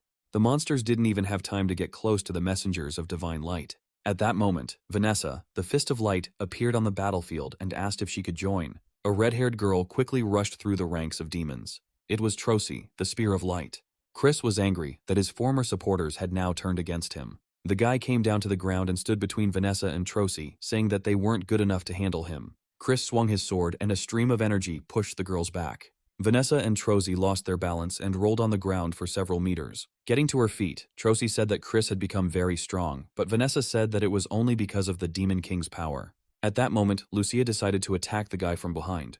The girl released the arrow, but Chris managed to notice it. The guy leaned slightly to the side and caught the arrow with his bare hands. Lucia was shocked that the cleansing arrow, which could banish any demon, had no effect on the Demon King's power. Chris absorbed the arrow and said that he was already tired of the girl's jokes. The guy's patience ran out, and he decided to use one of the most powerful spells. Chris summoned the demon world, after which the city gradually began to be covered by a demonic dome. Lucia said that her body suddenly felt very uncomfortable, and Franca felt like the strength was being sucked out of her body. Chris said that in the great demon world, the power of other races would be diluted by darkness, so the girls would gradually die of exhaustion. At this moment, Yuan entered the fight, saying that he felt a surge of strength in his body. The guy reminded Chris that he was a demon, so this spell on him would have the opposite effect. Yuan swung his sword, summoning flames. A powerful stream of energy rushed towards Chris. However, the Demon King easily repelled the attack, saying that Yuan's strength could not possibly compare to his own. Irene only now realized that all of Chris's accusations against Yuan were not unfounded. Chris sent a stream of energy at Yuan, telling him that he should experience the power of the Demon King. A powerful stream rushed towards the guy. At the very last moment, Carter jumped out in front of Yuan, blocking the attack with her holy shield. However, Chris's blow was too strong, causing the shield to shatter and the girl to be thrown aside. Irene saw this and immediately ran to Carter. The blonde asked why the girl was putting herself in harm's way to protect Yuan, who was a demon. Carter said it didn't matter who Yuan really was, because right now, he was the one standing in defense of the world. The girl told Irene that now they didn't even need to think about the guy's true nature. Chris said they were still trying to stop him. The guy promised that from now on, he would attack anyone who dared to approach him. Irene told Yuan that he was the only one who could deal with Chris, so they would give him the power of the sacred weapon. The boy looked at his sword and saw that the initials of all the holy weapons began to appear on it. However, Chris was not going to wait and entered the fight again. Darkness enveloped Yuan from all sides, blocking his view. The guy only had time to shout to the girls that he had received their power. A few moments later, an explosion occurred. The dome of darkness began to gradually dissipate. Soon the dust settled, and Chris saw Yuan holding a holy shield in front of him. Chris realized that the shield had been restored, thanks to the accumulation of power between the holy artifacts. Yuan said that this quest gathered the power of demons, the power of holy light, the 7 sages, and the barrier. Chris thought the guy's brain was burning out because his words were incomprehensible to him. Yuan said that he didn't need to be understood, but just knew that his power was much stronger than ever. The boy swung his shield and it transformed into a holy spear. Chris noticed how quickly the weapon changed shape in Yuan's hands. Wen soared upward, creating a tornado. Chris was thrown up and lost sight of the guy. At this moment, Yuan snuck behind the boy and transformed the sacred weapon into a fist of light. The guy used the noise bomb skill and struck. Chris was thrown aside. The guy said that no one dares to touch him, since he is the one who controls the devil's power. Chris opened the portals and summoned demons to his side. The guy ordered his servants to immediately attack the guy and not leave any of the people alive. Yuan said that Chris still boasts that he only summons a few servants and generals. The boy concentrated his energy and summoned a purifying, enchanting barrier of holy light. The demonesses immediately fell under Yuan's enchanting technique. The guy asked the girls not to appear here, and they immediately returned to the portals. Chris got angry and said that he still had some tricks that he hadn't used. At that moment, an arrow pierced Chris's hand. Yuan transformed the sacred weapon into a hammer of light and said that he did not want to wait for the opponent's next moves. The guy approached Chris and struck him in the stomach with a hammer. Chris didn't have time to block the blow, which caused him to fly to the side. Yuan raised his hammer and said it was time for the final blow. The holy weapon was transformed into a sword of light. Tongues of flame engulfed Yuan's body, and soon demonic wings appeared behind his back. It seemed like the guy had taken the Demon King's powers from Chris. Yuan raised his sword and said that one sword would make 2 cuts. The blade burst into a bright flame. Wen abruptly lowered his sword, directing a stream of energy towards Chris. Flames engulfed the enemy's body, causing him to scream in pain. Within moments, the body had completely dissolved into flames. Wen landed on the ground, and the wings behind his back disappeared. The system sent a notification about the completed task, and Irene shouted that the guy had done it. However, Yuan was worried that the great demon's power still lingered in the air, even though Chris had completely disappeared. At this moment, Zhuer appeared, saying that she was not prepared for the Demon King's heart to be awakened so early. Yuan said that the Lord's power exceeded his expectations, and even he could not control it. Zhuer said there was one way to take control of him, but it would be very dangerous. The girl said that a person with the power of divine light needs to seal the heart of the Demon King within his body. Wen asked what would happen to the person who took it upon himself. Zhuer replied that she had never met a person who could withstand such a powerful force.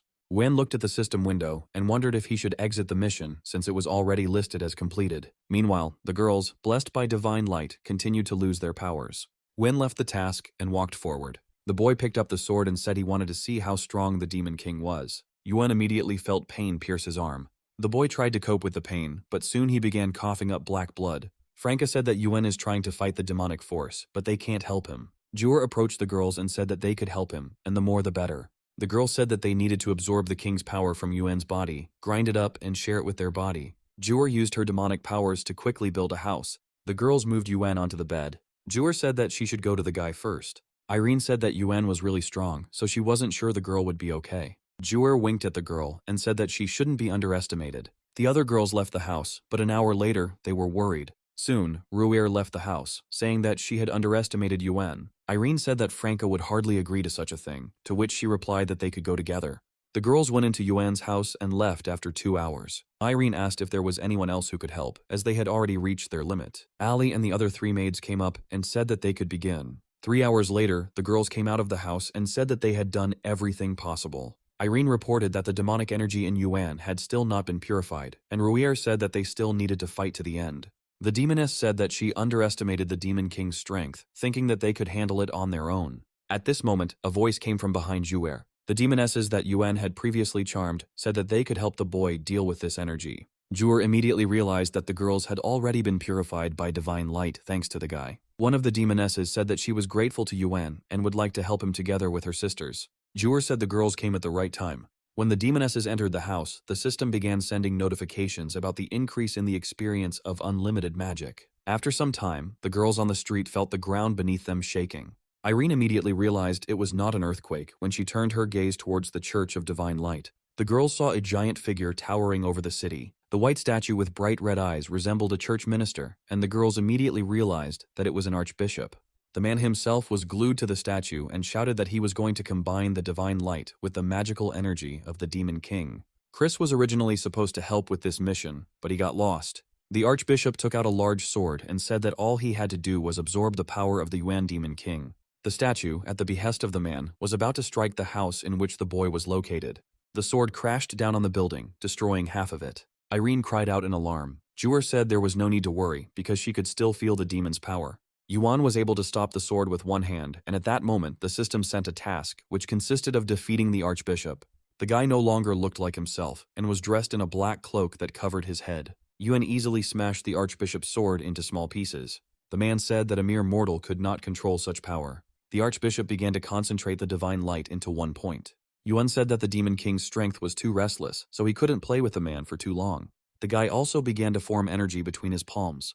Yuan was able to direct the flow of energy into the archbishop earlier. Upon collision, the energy turned into a furious flame. It completely dispelled the divine light and began to devour the archbishop himself. Soon, there was no trace left of the statue, and the system sent a notification that the task had been completed. The Demon King's veil immediately began to peel off Yuan, and he said that it was still too difficult to use this power. The guy was completely exhausted and lost consciousness. Irene ran up to Yuan and asked if he was okay. At that moment, the girl heard someone tell her to leave the guy with them. Irene turned around and saw unfamiliar girls. Ningxuang said that Yuan had made a lot of noise again. Irene asked who they were and what their relationship was to the guy. Ningxuang said that Yuan had forbidden the three of them to act together, but Feng asked the girl to express herself more clearly. Yuan decided to take charge of the explanations and said that she would tell all the guys' secrets if they went with them. After some time, everyone moved to the system space. Yuan came to his senses at night and immediately realized where he was. The guy got dressed and left the room, trying to understand what was happening and how he ended up there. Before Yuan could even comprehend anything, a nightstand flew at his head. The guy was exhausted, so he couldn't dodge. Irene and Yuan were training together and didn't notice Yuan's appearance, causing the blow to fall on him. Seeing the guy's condition, the girls immediately became alarmed. Irene asked how Yuan could even be harmed by her blow, being the possessor of the Demon King's power. Jur explained that the boy was only able to cope with the Demon King's power, but it was temporarily sealed due to exhaustion. Yuan said that it wasn't that important, because right now he was interested in how they all ended up here. Jur said that the guy had become the Demon King, so she had to follow him everywhere. Wen turned his gaze to Irene and asked why she was here, since the Divine Light Church would definitely be against him. The girl said that after the Archbishop's actions, faith in Divine Light faded and the need for the 7 wise men disappeared. Franca and Lucia also decided to follow Yuan, since they were left without divine power and now had no need for their world. At that moment, Ali rushed at the guy, who also followed the guy into the system space. The girl said that she too would serve the master forever. Yuan caught that the girl was speaking in the plural. Looking back, the guy saw Xiao, Cao, and Chao, and the latter asked him not to try to get rid of them. Yen said there would be no problem, and he would be able to feed a few more mouths. Ningxuang said that it wouldn't be as easy to feed them as he thought. Yun said that one shouldn't say such things because they might be misunderstood. Yuan had no idea what the girls were talking about. At that moment, a whole crowd of demonesses approached them and called the guy master. Ruyer said that 200 more demonesses had arrived after them, helping Yuan deal with the Demon King's power. The guy said he wasn't irresponsible, but no one was allowed to be lazy in this space. Wen went to the system store to find something that could accommodate all the girls. Soon the guy acquired a magnificent palace, which could accommodate 500 people. Wen then purchased a training arena so that the girls could train in peace. The guy went on a shopping spree, buying everything he saw. At that moment, the system fairy appeared and told the guy not to spend everything thoughtlessly. Yuan replied that all these girls had followed him, so he was obliged to accommodate them with all the comforts. The guy continued to buy everything that caught his eye. Thanks to the many completed tasks, the guy accumulated a lot of points. The last thing Yuan built was the yin-yang pavilion. Irene looked into the room and said that it was too much for her to understand. Ruer said that she and Ningxuang had become very close friends, so they wanted to show Yuan what they were capable of. Soon the girls dragged the guy into the room and tied his hands. Ruer tied Yuan's hands to the headboard of the bed and told Ningxuang to check if he had regained his strength. The guy was frightened by how much the girls had become friends during his absence. Ning Shuang approached Ju Er and said that she didn't expect the girl to be so experienced. The blonde grabbed the red-haired girl by the tail, and from her reaction she realized that this was the demon's weak spot. After a while, the girls completely exhausted Yuan. Ning Shuang took out a smoking pipe. The girl said that thanks to this pavilion, she feels that her improvement has made significant progress. Juer also felt that her strength had increased, although she had never heard of such pavilions. Yuan said that cultivating together was good, but for him, it was too much. Irene looked into the room and said that the place was unclean. Yun said that using this method to improve one's cultivation is a crooked path. Ning Shuang asked if Yun really didn't want to try it, to which the girl sheepishly replied that she would definitely try it. Irene and Yun approached the guy who asked to give him a rest. 3 days later, Yuan heard the system fairy trying to wake him up, saying that a new task would soon begin. The guy jumped up on the bed and told the fairy to shut up. Yen was glad that the next task would soon begin, because the girls in the system space had worn him out. The fairy said that the girl's attitude towards him was a blessing, but he was always dissatisfied with something. Yuan said that his level of charisma was too high and he couldn't handle it physically. The fairy warned that this time it would be very dangerous, but the guy was confident that he could rely on his face everywhere. The girl smiled and said that this time, Yuan would not be able to communicate with people. The guy wanted to ask what they were talking about, but the fairy had already begun to transfer him to another space. Yuan was no longer surprised that the girl was throwing him into other worlds without attaching instructions to them. Soon the guy was transported to a modern city. Wen looked around and saw tall buildings, but the streets were empty. The big screen was broadcasting news that mentioned an attack by the infected. Wen found the surroundings familiar, but he wanted to take a break from the game for a while and go for a walk. At some point, the guy saw a girl running out of the building. The stranger rushed towards Yuan and hugged him. The guy said that such attention to his person goes beyond all reasonable limits. However, when the girl raised her head, Yuan realized that she was infected with the virus. The guy got scared and screamed loudly. At that moment, another girl ran up to him from the side, pushing the infected one aside. A girl with short hair and a gray cloak landed on the ground. Wen looked at what was happening with fear and asked what was going on. The girl stood up and asked why the civilian was wandering the streets on his own. The girl asked if the guy was lost or if he really didn't understand what zombies were. Only now did Yuan understand why the first girl had been so eager for him. The girl said her name was Shangji, and she was a member of a special rescue team. Shangji said that it was too dangerous for a guy like Yuan to be alone in this city, so he should come with her. The girl said that infected men die immediately, while women survive and begin to hunt males.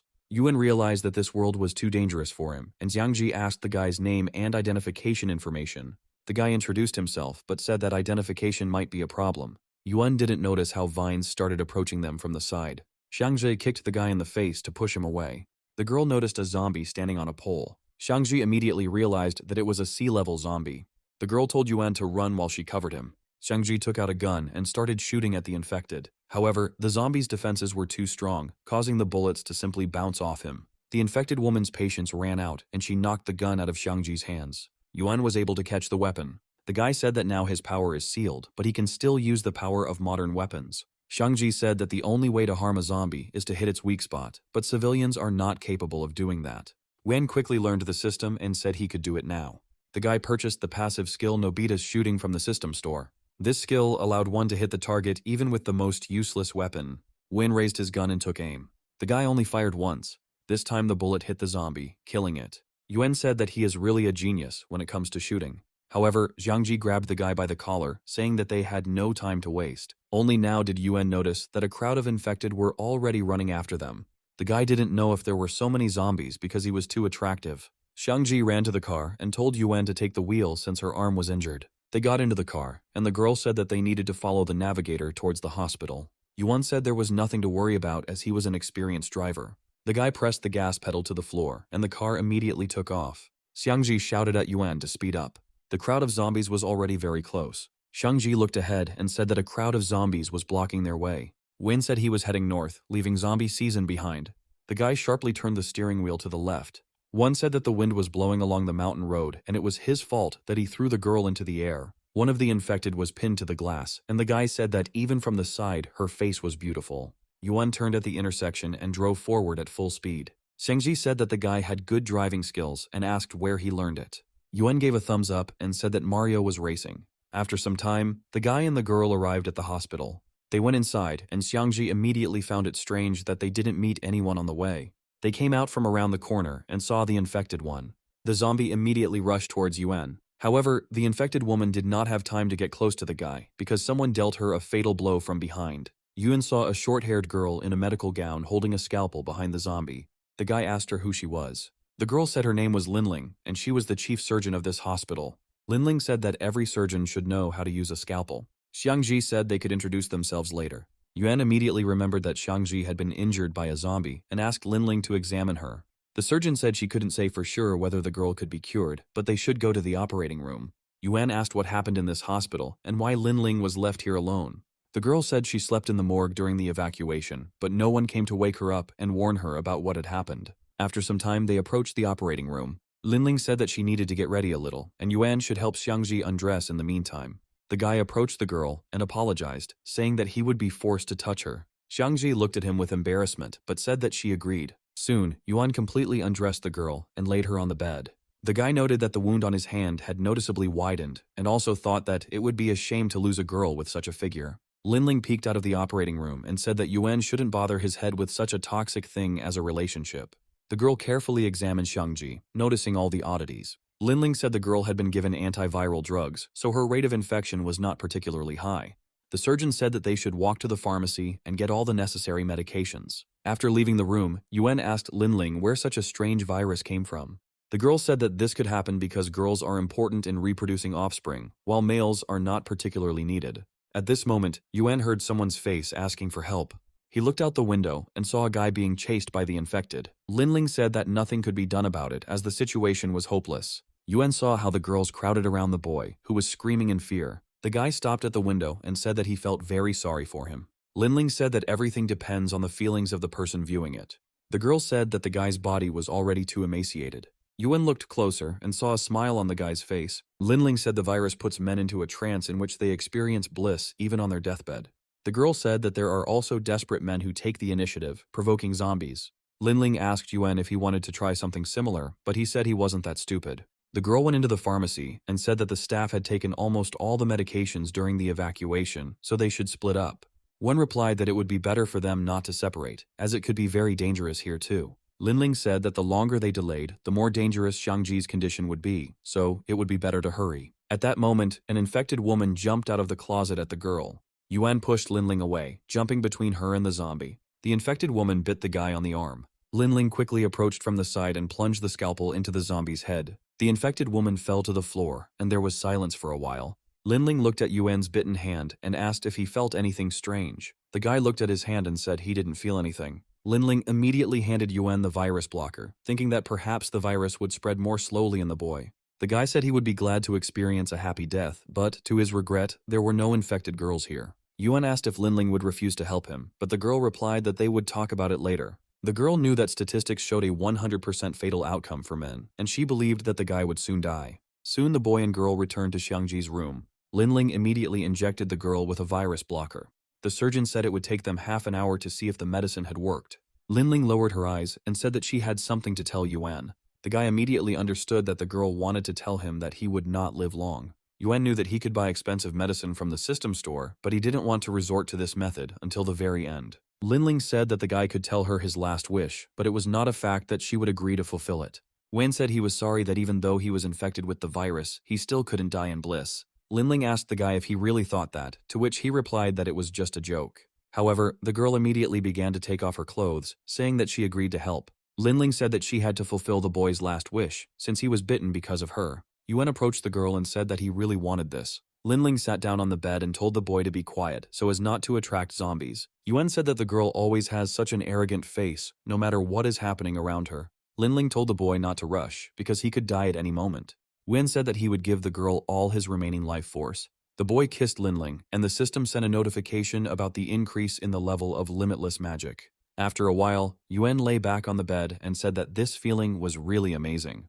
Linling got dressed and told the boy not to strain himself, because if he still had any strength left, he should survive. However, the girl suddenly fell silent when she looked at Yuan again. Linling saw that the boy's eyes were closed and thought that he was no longer breathing. The girl came up to him and said that she would now live for him. Linling covered the boy's face with a sheet. The girl thought that she was really very sad, despite the fact that she had long been accustomed to seeing death. At that moment, the guy's body under the sheet jerked sharply. Yuan jumped out of bed and said that he was a zombie who was going to suck all the life out of Linling. The girl got scared and hit the guy in the face with her naked hand. The force of the blow sent the guy flying to the side. Yuan hit the table, which immediately shattered into pieces. The girl came closer and grabbed a chair.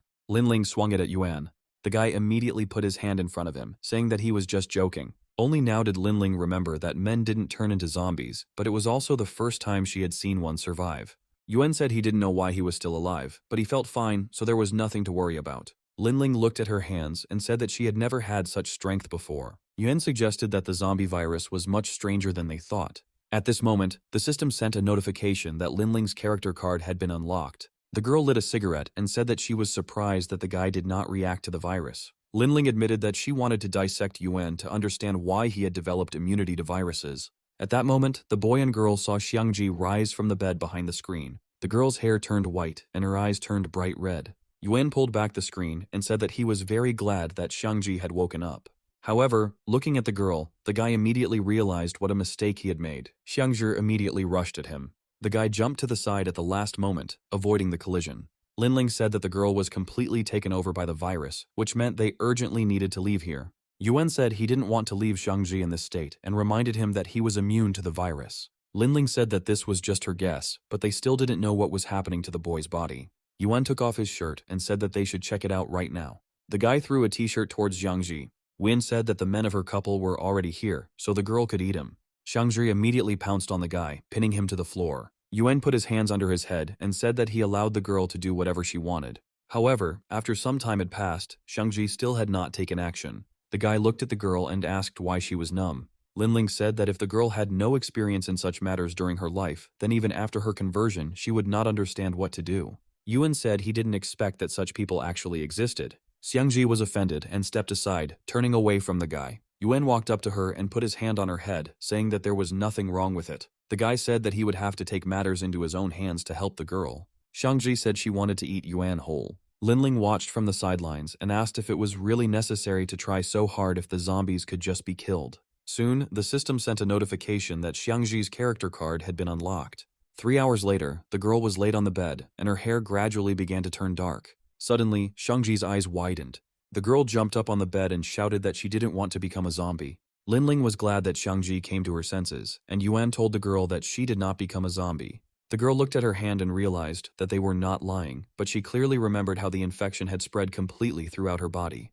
Linling said that Xiangji had turned into a zombie after all, and had treated Yuan very cruelly. The girl blushed and said that she remembered how she attacked the guy. Wen said that there was no point in talking about it, because it was just his destiny. Xiangji was angered by his words, so she jumped up from the bed and grabbed the guy by the collar of his t-shirt. The girl said that Yuan had no right to say that, since it was her first time. The guy replied that there was no need to get so excited, because it was just a bad joke. At this moment, a shudder ran through Xiangji's body. The girl's hand unconsciously reached out towards Yuan.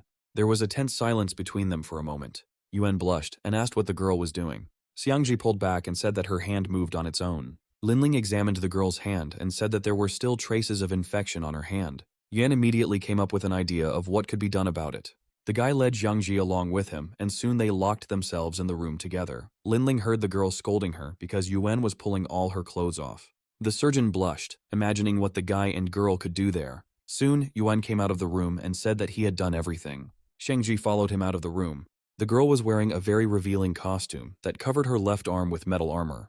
Yen said that this was a combat suit that would help suppress the virus and increase Xiangji's strength. Linling asked who the guy really was and why he was doing all this. Wen replied that he was just a polymer materials specialist, but this could not fully convince the girl. The guy decided to prove the suit's effectiveness and pointed the gun at Xiangji. The girl doubted whether it was worth doing this, because Yuan had a real gun in his hands. The guy said everything would be fine, and then pulled the trigger. The bullet hit the weak spot of any zombie, causing Xiangji to flinch. The girl's suit began to reject the foreign object. Wen smiled and said that thanks to the suit and her reinforced body, ordinary bullets couldn't harm her. However, from Xiangji's reaction, it was clear that she was not very happy about this. The girl inserted the gun into Yuan's mouth and said that even though it was difficult to kill, it still hurt. Linling said that now was not the time to argue, as they needed to take on the mission of saving the world. Xiangji looked at the girl and asked if the three of them could really save this world. Yen said that it was very easy to talk about it, but does Linling really have a plan? The surgeon replied that the secret was hidden in the boy's DNA, so if we studied it, we could find a vaccine. Sungji grabbed Yuan's hand and said that there were more than 100 infected people in the organization, and they had to save them first.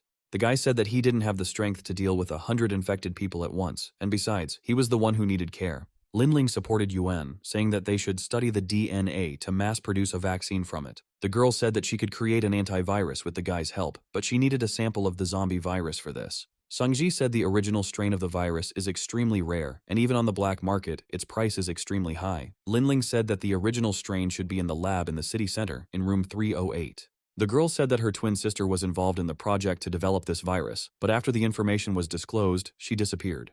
Yuan put his hand on Linling's shoulder and said that she could rely on them and perhaps they would find out something about her sister. The girl said that she had long since lost hope, but if they succeeded in doing this, then all her efforts were not in vain. Shangji asked if Linling was working on the antidote because of her own sister.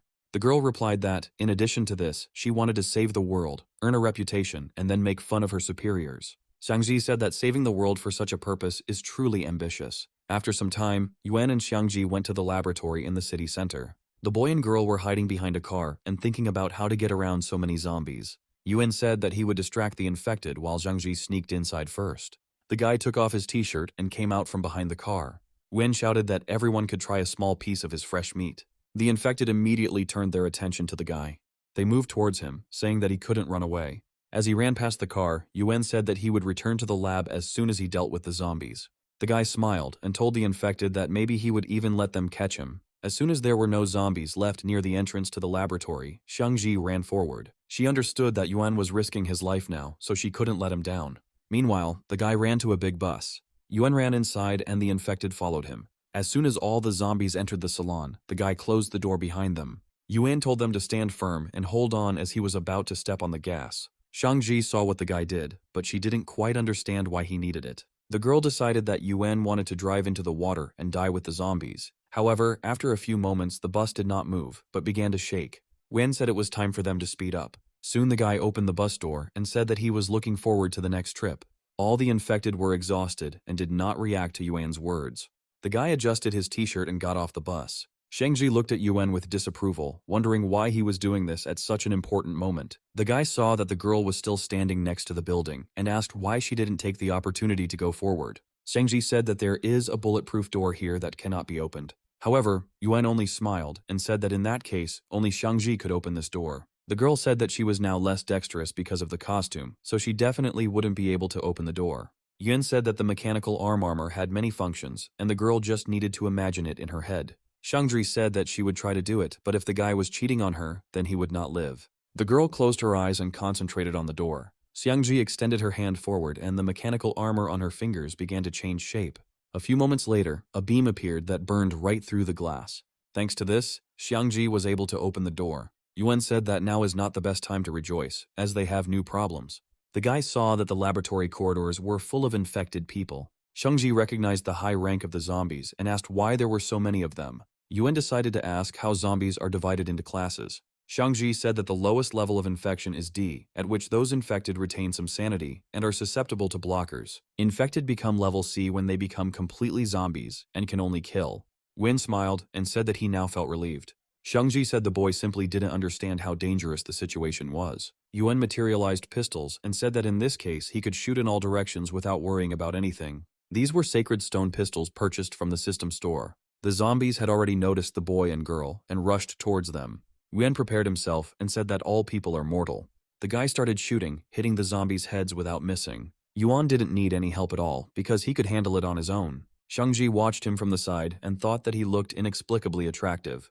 The girl walked further down the corridor and stood with her back to the passage. At that moment, an infected woman tried to attack her from behind. Shangji immediately noticed the zombie and turned around. A blade appeared on the girl's mechanical arm. Shangji delivered one precise blow to the infected's body.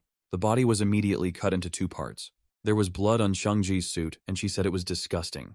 Ian said that the suit has an automatic cleaning system, so the girl can use it. Shangji looked at the mechanical arm and indeed saw a cleaning icon. The girl pressed it, and immediately 4 auxiliary hands appeared from behind her back. Wen said there was nothing to worry about, as the system would wipe every corner of the girl's body. A few minutes later, the guy examined Shangji and said that he couldn't believe that a person could be given such a new appearance.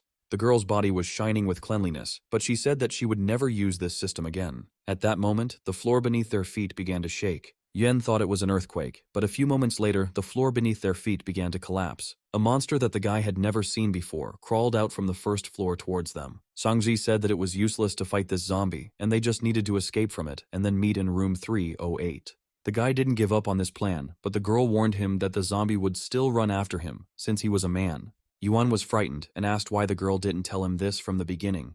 The zombie tried to catch up with the guy. However, Yuan looked over his shoulder at her and said that they wouldn't succeed anyway. The monster didn't listen to him, and in one jump was next to him. The impact with the floor caused dust to rise into the air. Soon, the zombie realized that the guy had disappeared from sight. At the last moment, Yuan managed to jump into the incubator and was now trying to come to his senses. After some time, the guy heard a child crying in the office. Yuan looked around and saw many glass chambers filled with liquid. Coming closer, the guy saw that there was a baby in each cell. Yuan was surprised that someone was still doing this despite the zombie apocalypse. The boy took a closer look at the baby. After a few moments, the baby raised its head and Yuan saw red eyes. The creature broke through the glass and attacked the guy. The baby bit Yuan on the hand. After that, the guy heard how the rest of the cameras began to break one after another. The babies crawled towards him to eat him. Yuan retreated back, saying there were too many of them. The guy took out a card and said that he had no other choice. Yuan used the spatial movement technique and summoned the girl from the map. It was Irene, who had no idea what was happening. The girl saw Yuan and asked why she was there. The guy said that he would explain everything later, but now he needed help getting rid of the evil spirits. The girl looked at the babies and felt an aura of evil emanating from them. Irene called upon the divine light to cleanse the babies of their filth. The light illuminated the bodies of the babies, and they began to dissolve into the air. Yuan smiled and said that he was right to call Irene, but he was interested in why the girl was dressed so strangely. The girl replied that she chose clothes with Ning Shuang because she planned to surprise the guy. Yuan said that it suited the girl very well, and he was glad that he would receive the gift ahead of time. Irene asked if the guy really hadn't called her for this. Suddenly, a strong pain shot through Yuan's arm. Irene got scared and asked what was happening. The guy looked at his hand, which showed signs of infection, and said that he was poisoned. Irene said she could handle this poison. Yuan remembered that the girl really did have a lot of divine light spells in her arsenal. However, the girl decided to act banally and simply decided to suck the poison out of her hand.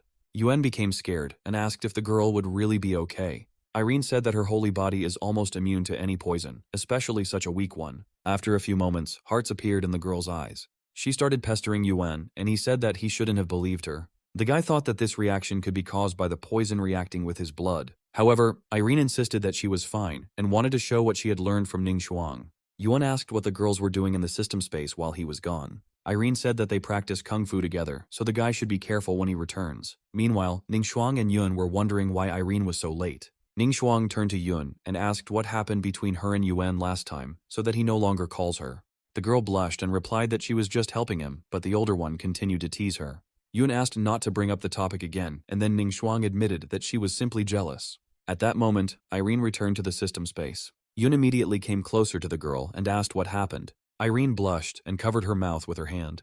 Ning Shuang approached the girl and asked why she continued to remain silent. A few moments later, Irene replied that she had to eat poison. Ning Shuang moved closer to the girl, causing her to blush even more. The older one licked her lips and said that it smelled really poisonous. Meanwhile, zombies continued to arrive at the office where Yuan remained.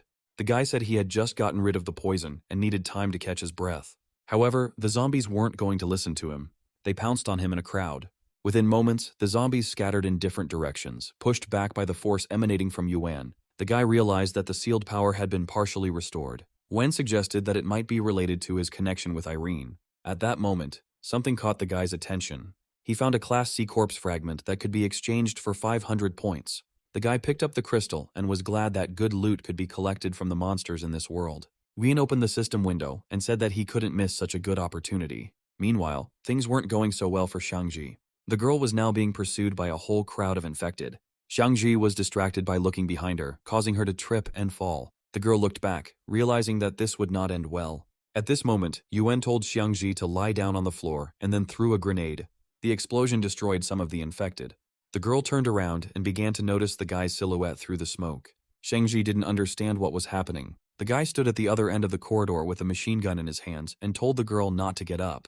Yuan opened fire and said that he would collect all the points that could be obtained in this place. Shangji didn't even dare to intervene and simply watched from both sides. Gradually, the corridors of the laboratory became empty. Yuan left no one alive and exchanged all the loot he received in the system store. The points were flowing like a river, so the guy was curious to see how many points would be given for a level B zombie. Shangji approached the guy and asked where he got such a weapon. Yuan lied that he found it in the lab, and the girl immediately thought that it was some kind of new weapon sample.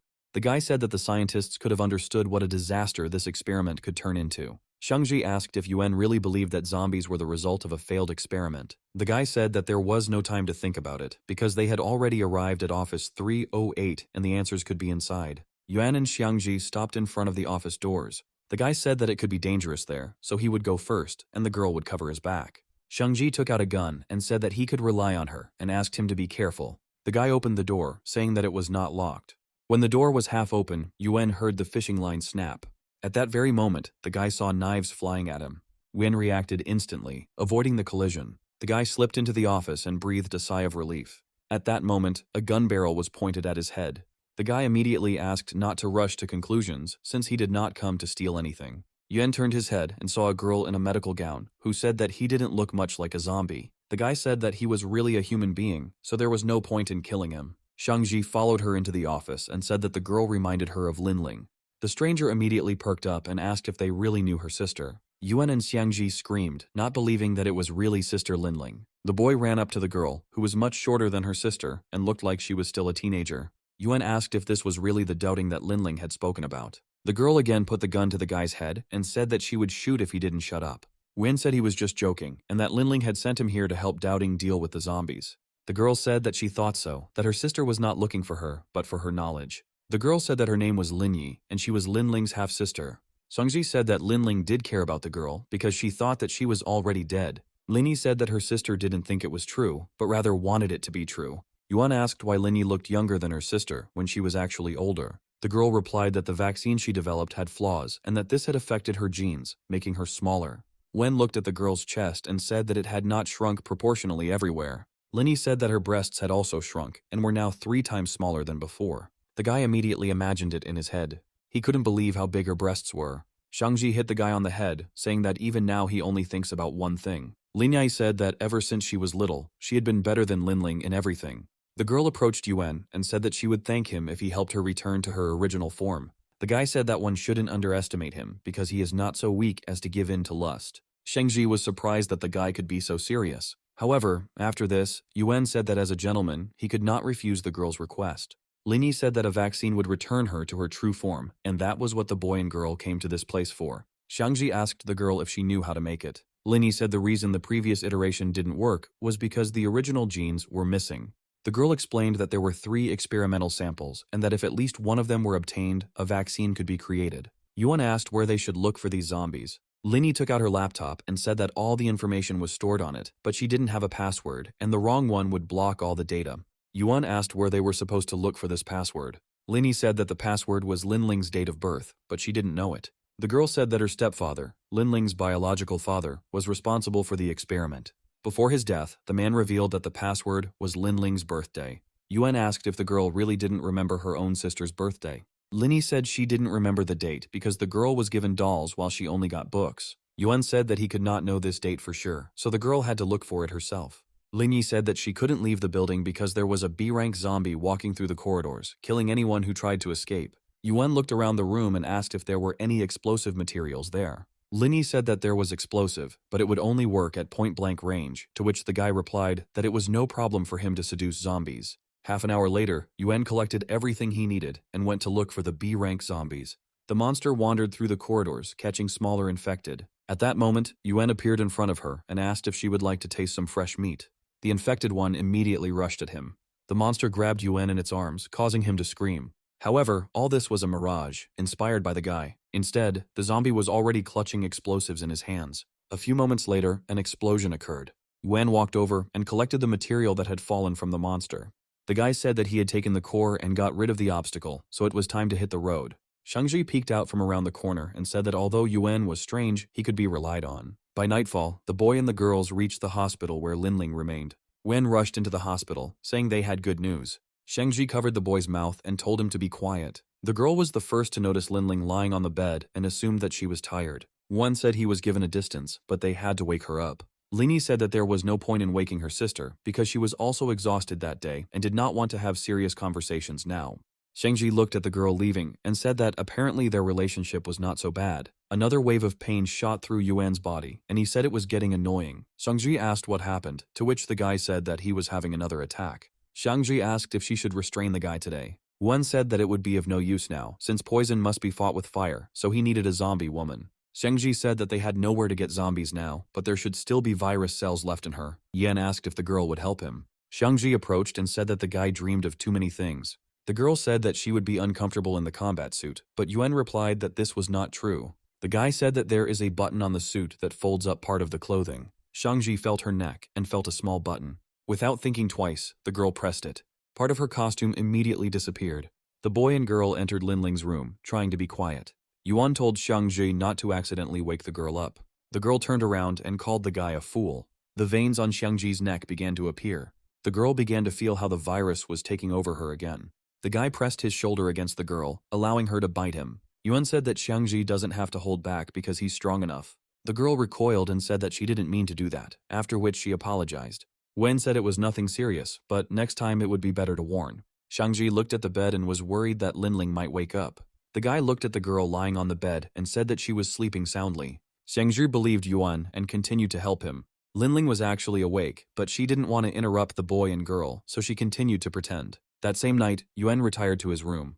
He tried to understand how his body was reacting to the virus and what was happening to his endless magic. Yuan felt like he had reached his limit again, but he didn't know how to further increase his charisma. The guy decided to go out and get some fresh air. At the opposite end of the corridor, Yuan saw Linling's silhouette. The guy decided to approach the girl since she had already slept. Yuan snuck up behind Linling and extended his hand towards her. The guy suddenly grabbed the girl from behind by the chest. Yuan said he was having another attack and needed urgent help. However, the guy soon realized that his breast size was different from Linling's. Yen realized that she had become too big. The girl turned around and the guy saw Linyi, who said that she had not lied to him. Yuan recoiled and asked how the girl had returned to her previous form if they hadn't developed a vaccine yet. Linyi said that sometimes she returned to her original state, but she was more interested in the guy's words now. The girl promised to reward the guy if he told her everything. Wen blushed and said that he had an unusual body that was resistant to viruses. Linyi asked what kind of help they were talking about and why the guy needed her sister. Yuan said that Linling had helped him, but the girl continued to press him about how exactly she had helped him. At that moment, Linling herself came out into the corridor and said that she had helped exactly as Linyi thought. The girl came closer and said that she was very surprised that her sister was still alive. Linyi asked if Linling really wouldn't hug her because she was upset to see her alive. Wen asked the girls to calm down, saying that they were still sisters. The sisters immediately turned against him, saying that it was none of his business. Linyi said that since everyone was awake, they should get down to business and unlock her father's laptop. Soon the girls entered the password, and Linling asked why her sister decided that her birthday would be appropriate. Linyi replied that the man did not tell her name on his deathbed, but he loved Linling the most. Yuan thought that it would be very difficult to reconcile the girls. Linling said she didn't know what was worse, her father's death or her sister not knowing her birthday. Linyi asked Linling if she remembered her birthday, to which the girl replied yes, and went to the computer, entering the date. Linyi immediately became scared, saying that if she entered the wrong password, the computer would explode. However, Linling replied that she was doing everything right. The girl continued to enter Linyi's birthday, not doubting her decision. The password worked, and a photo of a father with 2 daughters appeared on the laptop's screensaver. Linyi was very surprised that the password was her birthday. Linling said that her father had always treated her with condescension, but he considered Linyi a true genius who would change the world. These words made Linyi shudder. The girl turned away, saying that her sister was lying and that nothing would change her disgusting childhood. Linling said that the girl could think as she wished, but now they needed to find information on the original genes. However, the girls soon realized that the data on patient 0 was blocked. Linyi said that this was their father's work, so it would take a lot of time to hack the files. Yuan decided that during this time, he would be able to have a good rest. Linyi said that this hospital had a good health bath, and she was willing to help the boy with his treatment. Wen smiled and said that he would be happy to accept any help. Linling got angry and asked what the guy was going to do with her sister. Wen stepped back and said that he was just joking and would go there alone. The guy headed towards the exit of the office and said that the girls definitely needed to talk. After Yuan left, Linyi said that she never thought that her sister was attracted to pretty boys. Linling said that she didn't say that she liked him, and her sister was free to do whatever she wanted with him. Linyi decided to take advantage of this and pay her sister back in kind for always taking the best. Meanwhile, Yuan was able to find the bathroom the girl had spoken of. The guy settled into a huge bathtub and said that enjoying life like this during the apocalypse was a real crime. Yuan's only regret was that he had no one to share this huge bath with. The guy pulled out the character cards and said it was no problem for him. At that moment, his hand slipped and one card fell into the water. Yuan was scared and asked if the map could be damaged in water. A few moments later, Ningxuang emerged from the water, wearing a green swimsuit.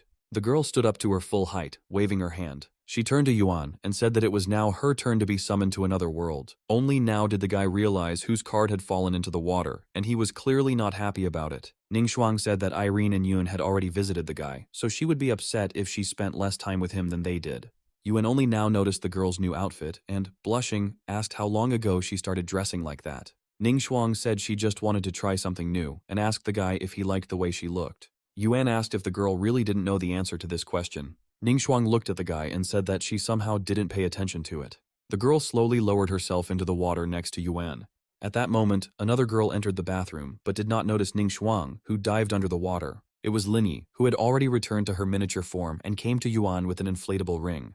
The guy got scared and asked why the girl came here if she knew perfectly well that he was currently taking a bath. Linyi sat on the inflatable ring and pushed off from the side, asking why she wasn't allowed to come. At this moment, Yuan flinched, attracting the girl's attention. Linyi asked if the guy was currently thinking about something indecent. Yuan smiled and replied negatively, saying that he liked the adult version of Linyi much more. The girl swam closer and said that she shouldn't have said that because now she would want to prove that any version of hers was good. Yuan shuddered again at what Ningxuang was doing underwater. A stream of energy burst out from under the water, throwing Linyi and his rubber ring aside. 2 days later, the girls were able to successfully crack the first file containing information about the original sample. The file contained a photograph of a beautiful middle-aged girl who was a professor and had a high compatibility with the virus. The girl's name was Wu Yang, and Yuan assumed that she was the one they were looking for. Linyi said the girl volunteered to get sponsorship for 6 students. Yuan said they now knew the identity of patient 0 and asked how they would look for her now. Linyi said the first test subjects should have retained their sanity and are now likely to be living their normal lives. The girl suggested that their patient 0 was still at his university. Shangji said that the hardest part was over, so she and Yuan should set out right now. The guy noted that the girl was very energetic today, but after his words, Shangji stopped abruptly and shuddered. The girl turned to Yuan, and he saw that her eyes had turned completely red.